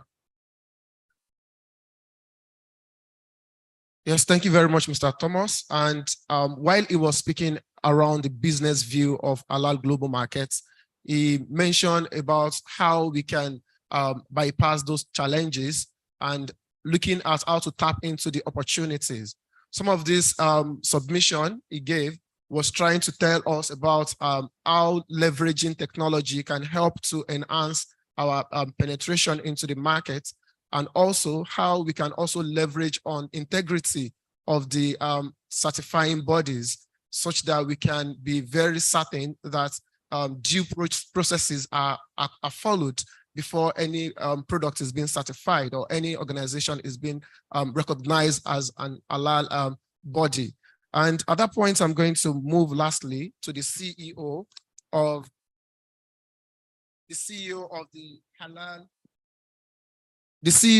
Islamic Chamber Halal Services, in person of Engineer Ashraf El Tamboli. Sir, I'm going to be allowing you to give us your submission around the catalyst of global halal market growth, looking at a market catalyst view. You have the floor, sir. Yes. Well, the mission of Islamic Chamber Halal Service is to develop the global halal market qualitatively and quantitatively. And actually, our mission aligns with the normal trend of this growing market. The halal market is growing for two main aspects. The first is the normal growth of the number of Muslims around the world. Statistics take us that the number of Muslims growing year over year, and it's the fastest growing religion in the world. The second aspect is the demand of Muslims for halal products and services in whatever they do.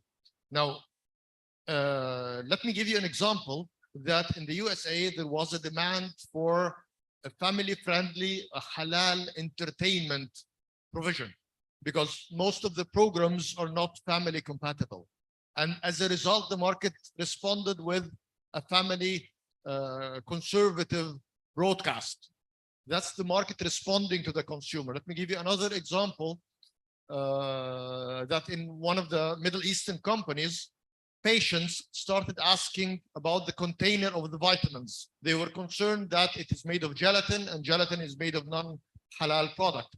And this question started spreading, going to doctors. Doctors asked the pharmaceutical companies, and it led at the end of the pharmaceutical company changed the container from the gelatin into sachets to overcome the whole problem. So the market is responding to this demand.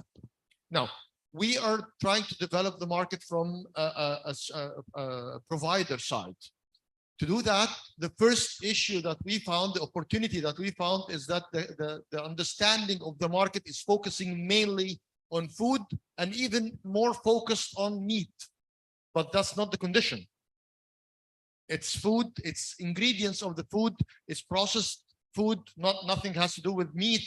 But again, it has to do with pharmaceutical, it has to do with cosmetic, it has to do with fashion, with entertainment, with all aspects of the Muslim travel. So the first thing is that we are trying to spread awareness through events like this one to the business community that halal is much, much larger than simply food.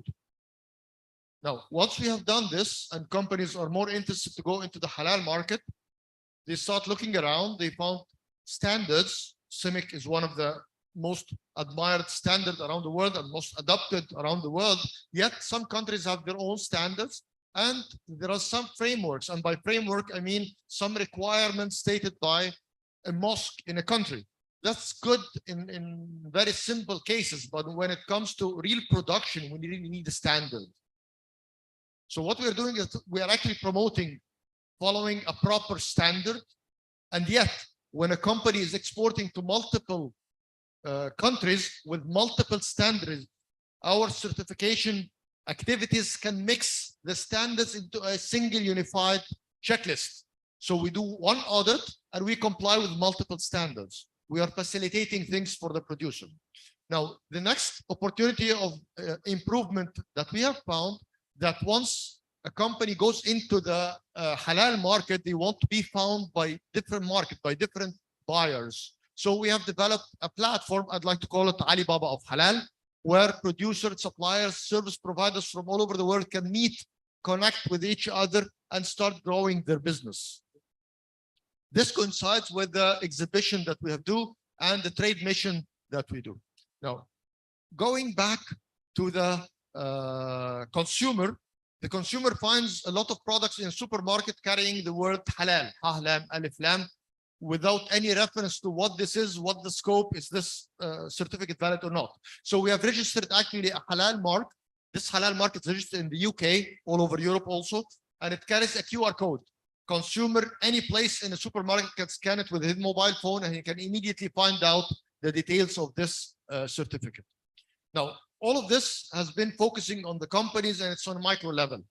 Again, going into a macro level, on a country level, we are consulting countries, helping them establish the ecosystem of halal so that the internal manufacturing and production is halal compatible, the imports are halal compatible, and export is facilitated by their internal ecosystem. So that's what we do to catalyze the market. Thank you very much. I think that is very elaborate, cutting across both the consumer view, cutting across the business view, and also looking at how to have a sort of catalyst for everybody in the stakeholder industry. And again, as part of what you mentioned is the fact that the event we are having right now also speaks to advocacy and trying to create awareness for the consumers that don't worry, there is a body that is available to ensure that whatever you consume, if it is certified halal, confirm it is halal. And that is very, very important. It is, and again, when we also look at the fact that you mentioned that market response creates demand, looking at the example or the case study you gave about the United States, where in the pharmaceutical industry, people are requesting to know, to ask further if the product is completely compliant as far as halal certification is concerned. And that also speaks to trying to relate it to Nigeria too, where we have halal certification authority going to the food industry, the likes of Domino's, trying to certify their products. And Muslims could go there to ask, is this certified? When they see the halal label, they are convinced and they are able to buy it. So the market is growing, and we are as well trying to create that awareness by creating events like this to bring stakeholders and the consumer together for us to really dig deeper into the opportunities in the halal industry. At this point, I'm going to go through questions, and I'm going to start with with His Eminence, Dr. Ihsan. I'm going to start with you, sir.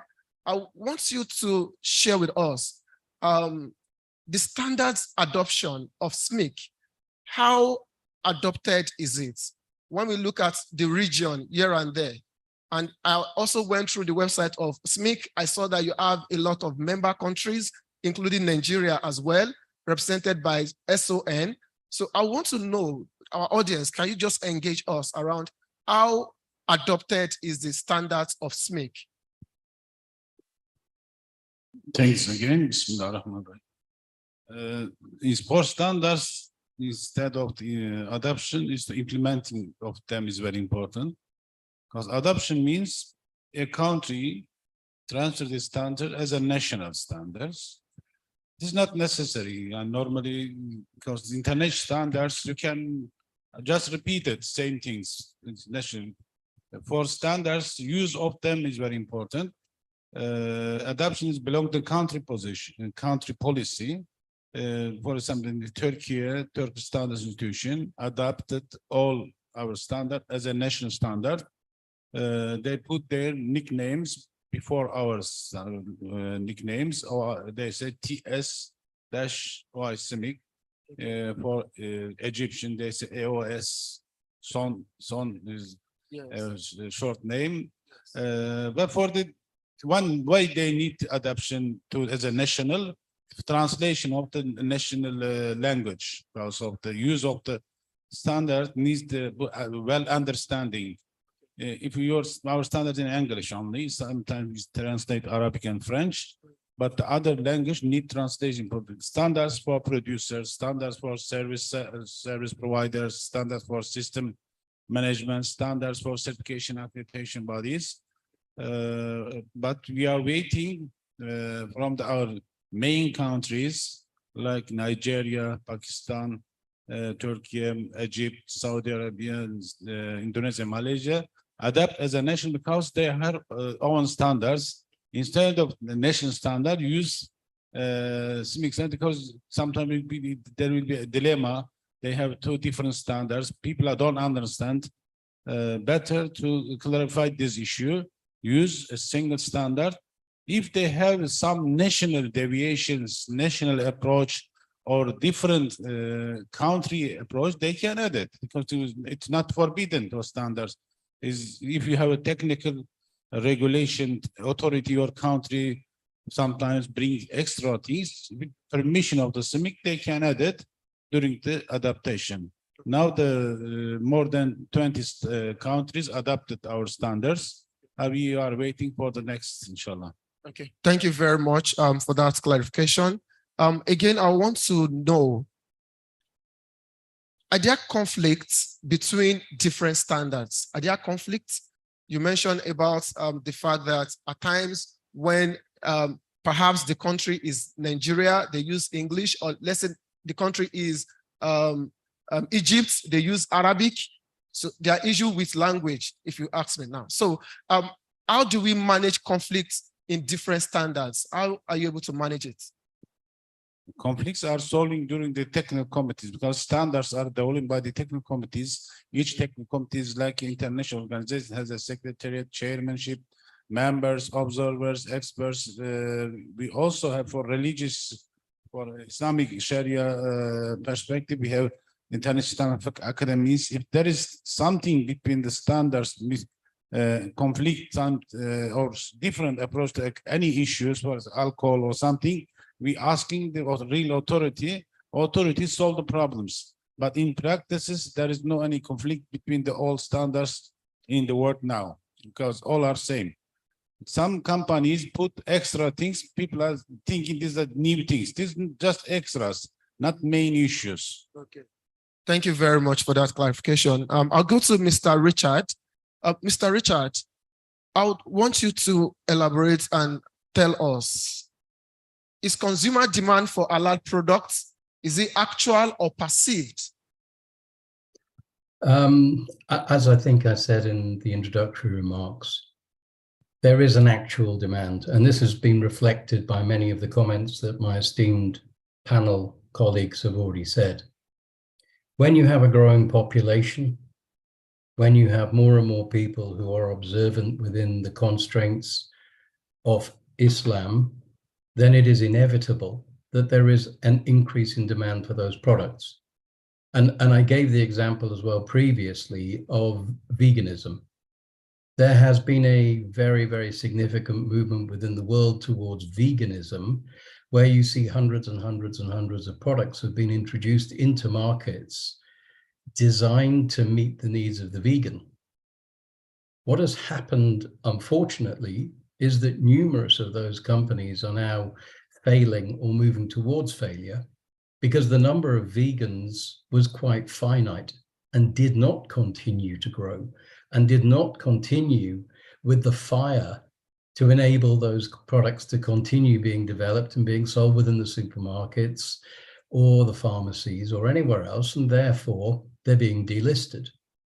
It is quite the opposite when you see the fastest growing religion in the world and the number of people who are Muslim and are observant. Inevitably, that is not a perceived increase in demand, that is a real increase in demand, and something that needs to be addressed. And as I said before, I think the manufacturers begin to see that. The manufacturers understand that there is a large market out there that is not going to diminish over time, but will grow. For me, the issue, and if I can make one more point, it's about credibility. And that's why forums such as the forum today are so important, because from a consumer perspective, credibility behind the halal certification is the most important thing. It has to be a certificate upon which people can rely, which will in itself ensure that the demand continues. Because if you have halal consumers who buy a product that, as one of my eminent members of this panel mentioned already, contains elements that are forbidden, are haram, such as gelatin capsules within pharmaceuticals, or simply the approach of the product is not consistent with halal, then that will mean that there is a lack of confidence in the market. And as long as you maintain that confidence that when something is properly certified as halal, with a growing population of Muslims, there's nothing perceived about it. This is a real increase, it is a real demand, and it is a real requirement for the community, whether it be Muslim majority countries or those where the Muslim population is growing.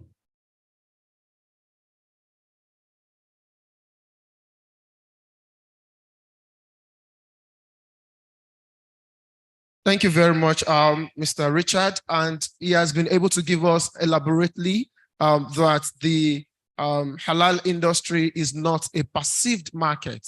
It is vividly a very actual one, because we have the large demand looking around the population of Muslims who are actively demanding for this product, as well as those that are not Muslims who are in need or in search of ethical products. And again, he also mentioned around the fact that the increasing demand also requires that there's credibility in anybody bringing forth products that is going to be tagged as halal. And at that point, I'm going to ask Mr. Thomas.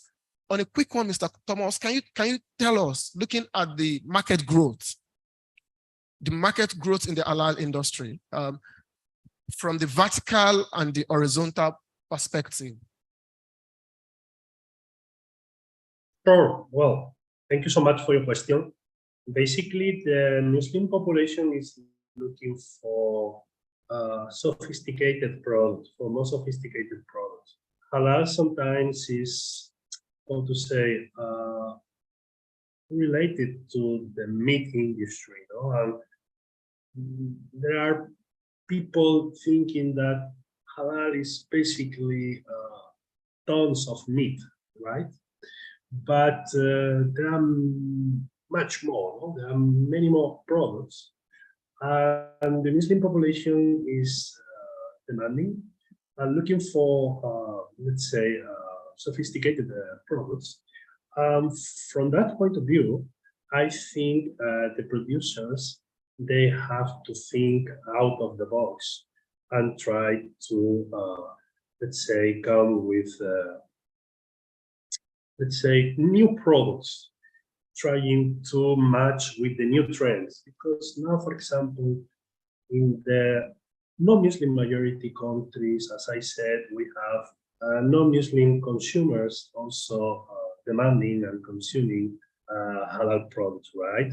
Why? Because basically halal means also taijib. That meaning that halal is good for everyone, Muslims and non-Muslims. So there is, for example, an interesting trend where basically halal is, matching with healthy products, right? So we saw now producers across the world trying to take advantage of that opportunity, trying to, let's say, come with new products where obviously halal is there, but it's not only halal, it's halal, it's healthy, it's bio sometimes, you know, it's, let's say, adding value to the consumer, it's adding value to the product itself, no? Because, okay, we are talking about halal products, but the consumers, they are looking also for quality, they are looking also for cost-effective products, they are looking for other things, right? So the producers sometimes, they are thinking, okay, this is about producing, let's say, raw materials, right? Exporting them to the Muslim majority countries, because many of them, they are net importers, they are importing almost everything. So it's about moving bulk, no, or sending or exporting tons and tons of raw materials. But it's no longer that. Obviously, that business is still there, and it's important and relevant for the industry.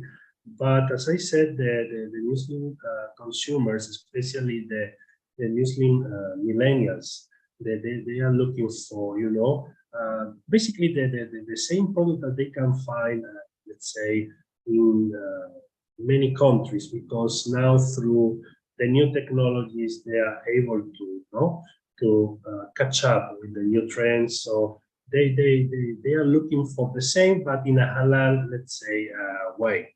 So that's the challenge and also the opportunity for the producer, trying to be able to elaborate or to come with products where obviously halal is there, but it's also offering, you know, more value to the consumer, to the client, also satisfying other needs, no, all the demands. Thank you very much. On the final note, I'm going to ask Engineer Ashraf. Sir, can you tell us how can companies benefit from the halal markets? Okay. The halal market, actually, the amazing thing is not growing among Muslims only.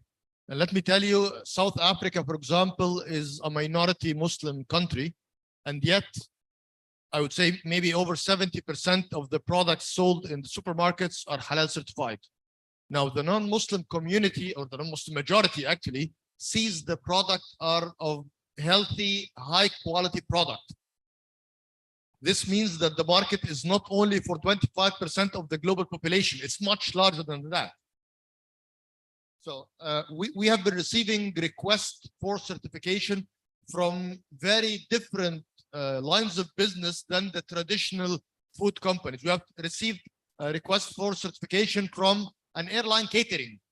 They are flying from Belgium to Morocco, and their passengers are asking for halal meals. And instead of just providing them with a halal meal that they're not sure of, they went into the certification way. Now, some countries are helping this trend. Now, for example, the US, one of the state issued a bill that any product that is halal certified or actually kosher certified must be really halal and really kosher. Now, this state did not go into the details of what does it mean to be halal or kosher. Yet, they stated clearly that it has to be true kosher and true halal. So if a consumer complained, then this company will be in real trouble. What's the outlet is to get a real certificate from a real certification body that is accredited. And accredited means a very critical in this issue. So the market is big and its market is growing, and business is realizing this. And business is coming to such events, and in other countries, they are getting into the platform, they are getting certified, they are putting their hand forward to go into this process correctly, not just by putting a halal label that nobody knows where it is. Thank you very much, sir. And on that note, we are going to take just 2 questions as requested by the chairman of the occasion. Please. Okay. You have a question, sir? All right, sir. Please, can you? Thank you very much. I didn't want you to mention my name. That's why I said I requested quietly from the. Apologies about that. No, it's okay. Thank you. Actually, I do not have a question. I just want to make an observation and help to put all the very important points made by the distinguished contributors into perspective.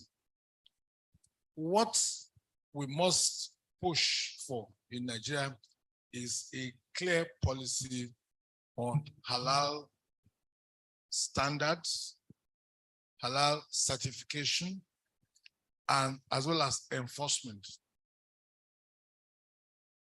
And you see, the private sector has a very key role to play in this. We must, and I'm happy from what Smith said, that the standards are all the same. It's just a matter of labeling. But there could be some very minor cultural issues. Okay, but it's very, very little. And this could be noted. So, but it's important for every country to adopt a standard, as well as adopt a certification process, which will be very transparent and easily enforceable. You see, if we do this, we open a huge opportunity for our products to go into halal market all over the world. Again, the point is made, and I agree totally that many countries, if you see a product that is certified halal, you feel confident to take it. It's as simple as that. If it's certified as halal, it has nothing to do really with whether you're a Muslim or a Christian. You feel happy, this is halal, that is good for me. Okay. Now, what this does is also good for those who feel, who are compelled or who feel obligated to buy halal. So you open the doors of opportunity for your business. Take, for instance, the gentleman from NEBSA, which is an authority that regulates production for export, can also adopt halal standards to encourage some of the exports we do to have halal certification, so that they will have opportunity to go into the pure halal markets and the other halal opportunities. So this is part of them. So we'll put it together. The standards is very critical. The certification is very important.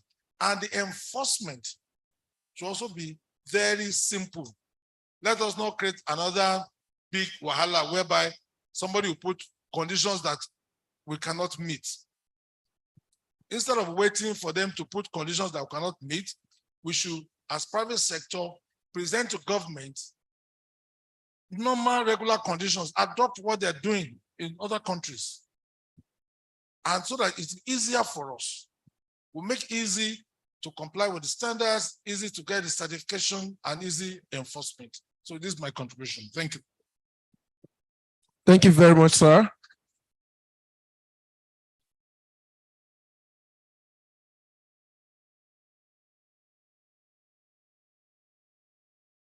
Assalamu alaikum wa rahmatullahi wa barakatuh.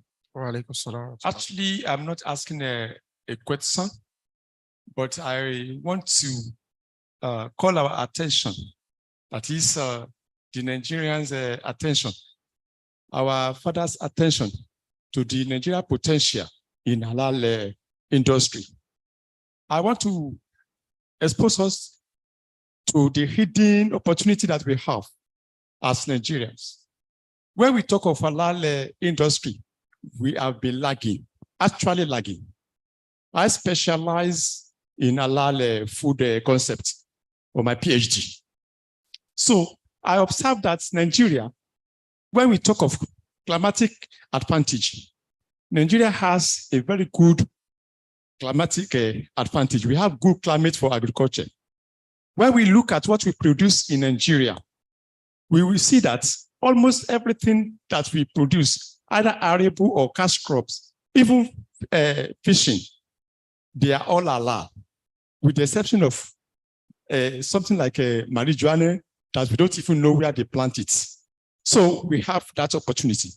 When we talk of the Muslim population, that's an opportunity for us to strive to go into halal industry and become the international hub of halal industry. When we look at the manpower that we have, the agricultural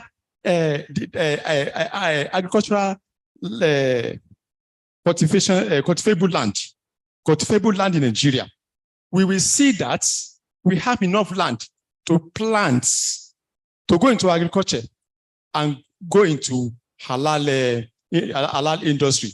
We can become exporter rather than even importer of halal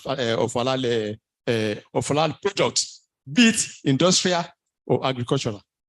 That is my submission. Thank you very much, sir. And on that note, we are going to, that will be the last. Please kindly pass the mic to the front.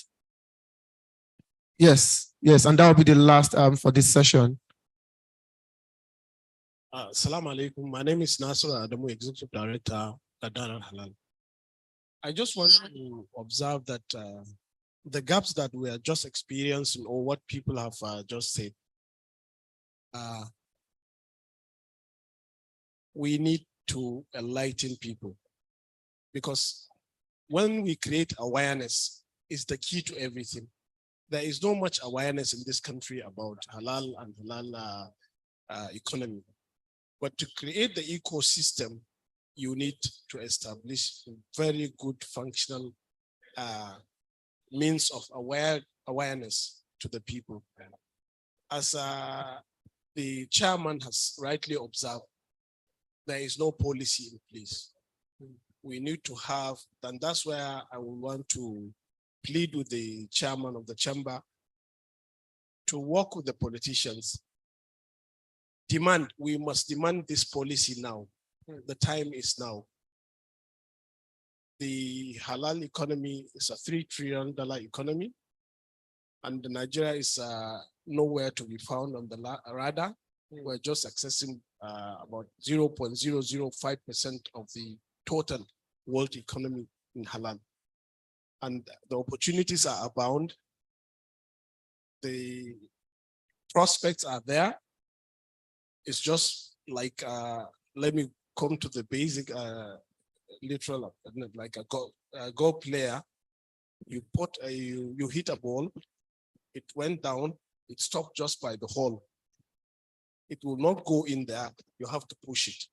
So it's for us now as a private sector to demand this thing from the policy, from government, and create awareness. If we create awareness, we will be there surely. The last report on Nigeria, we were, I think, about 15 or 17% on the global ranking on Islamic economy. But that was as a result of what the government has done with Sukuk, because that was on the financial aspect of it. But as the presenters rightly observed, it covers the entire ecosystem. But Sukuk is what moved Nigeria to 17th position as of last year. But this year, I think we're a little bit down from 17 to maybe less than 20 anyway. Let me not be so optimistic. So I think we need to create awareness.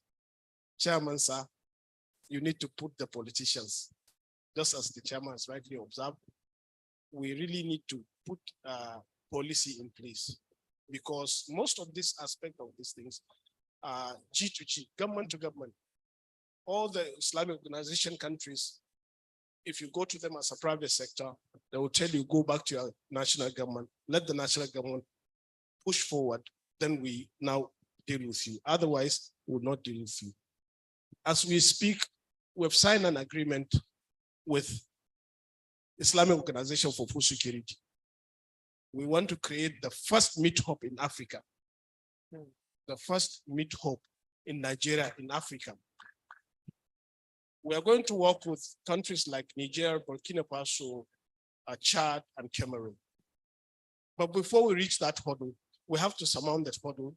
We have to go to government. When we went to them and say, look, Islamic organization in Kazakhstan, we want to do this thing. They said, no, we'll not talk to you. Go back to your national government and get recognition from the national government. So if you don't have the awareness, there is no way you can do these things. So I think at this moment, at this stage, I would like to stop here. But we need to create awareness. Thank you very much. Thank you very much, sir.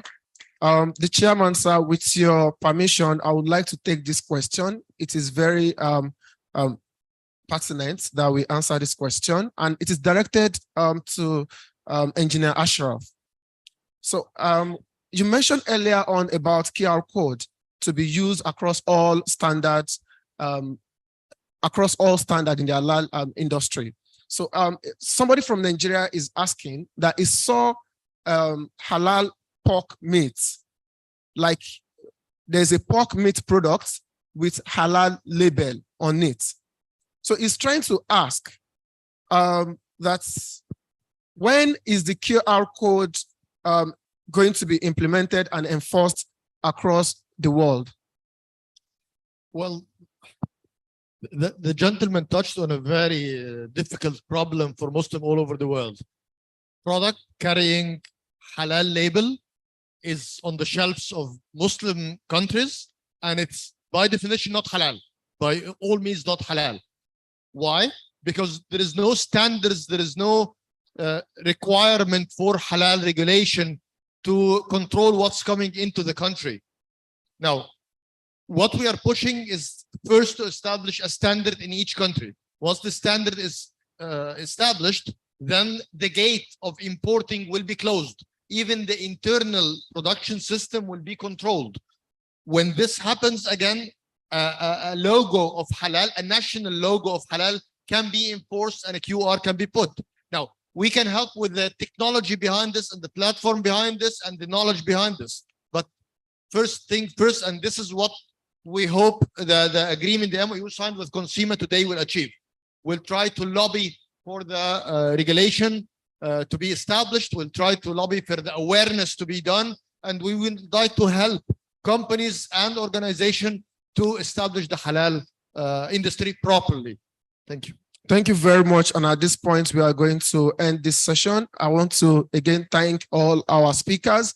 First is His Eminence, Dr. Ihsan Overt, who is the Secretary General of the Standard Metrology Institute for Islamic Countries, as well as Mr. Richard, who is the CEO of Wolf, joining us from the UAE, and Mr. Thomas as well, joining us from the UAE. And again, I'm also thanking Engineer Ashraf Tamboli for participating. And to all our participants joining both physical and virtually, we say thank you all. And this is the end of this session. Thank you very much.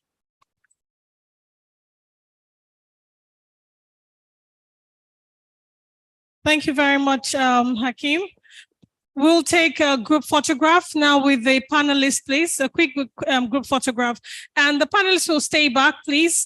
You'll be joined by other dignitaries for the cutting of the ribbon. Whilst this session was ongoing, we had Hajara Yusuf, the Assistant Chief Commercial Office of the Federal Ministry of Industry, Trade and Investment, Commodities and Export Department walk into the hall. And we also had His Eminence Dr. Yusro Hendra Harahap, the Ambassador of Indonesia to Nigeria, also walked in while the panel was ongoing. We'll take this group photograph now, and after that, they'll all remain where they are, and I'll invite others to join them for the cutting of the ribbon.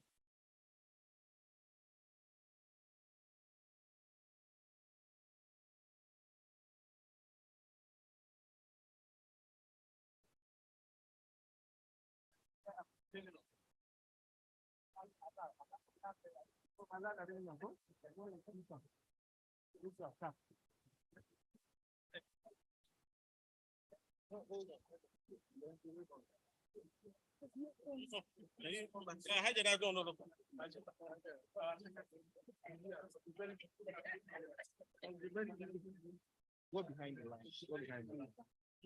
Where's the scissors? This way.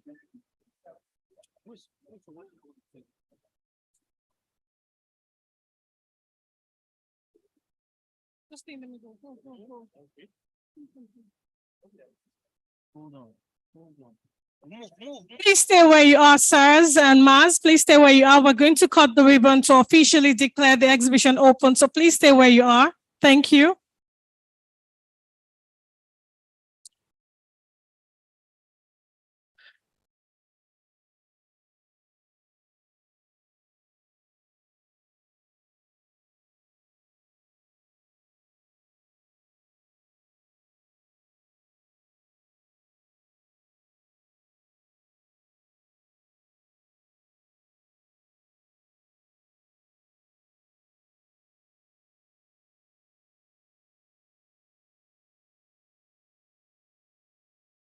Put your hands together, please.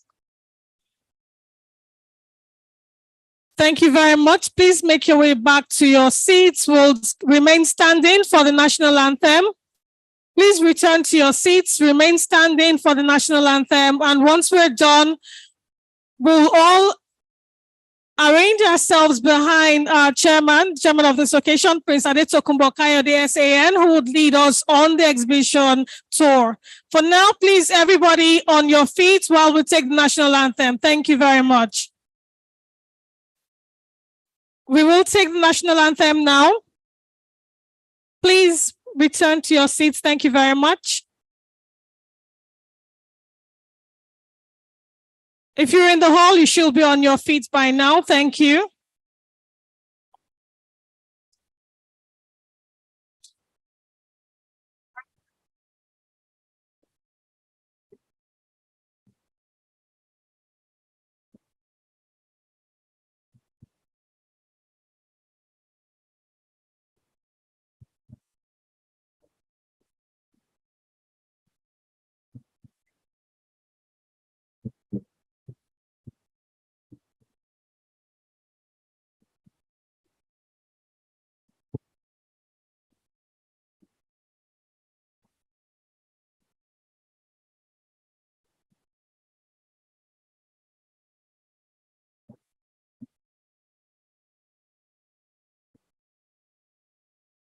Thank you very much. It's been a beautiful day with you. We will just wait. Please clear the exit area. We'll wait for Prince Adetokunbo to make his way to the exit, joined, flanked left and right by all the other dignitaries as we make our way out to commence the exhibition tour. Thank you so much for today. We'll see you same time tomorrow. 9 a.m. is the time to clock in when we start our sessions tomorrow. It's been a pleasure hosting you today. We'll see you tomorrow. God bless you all.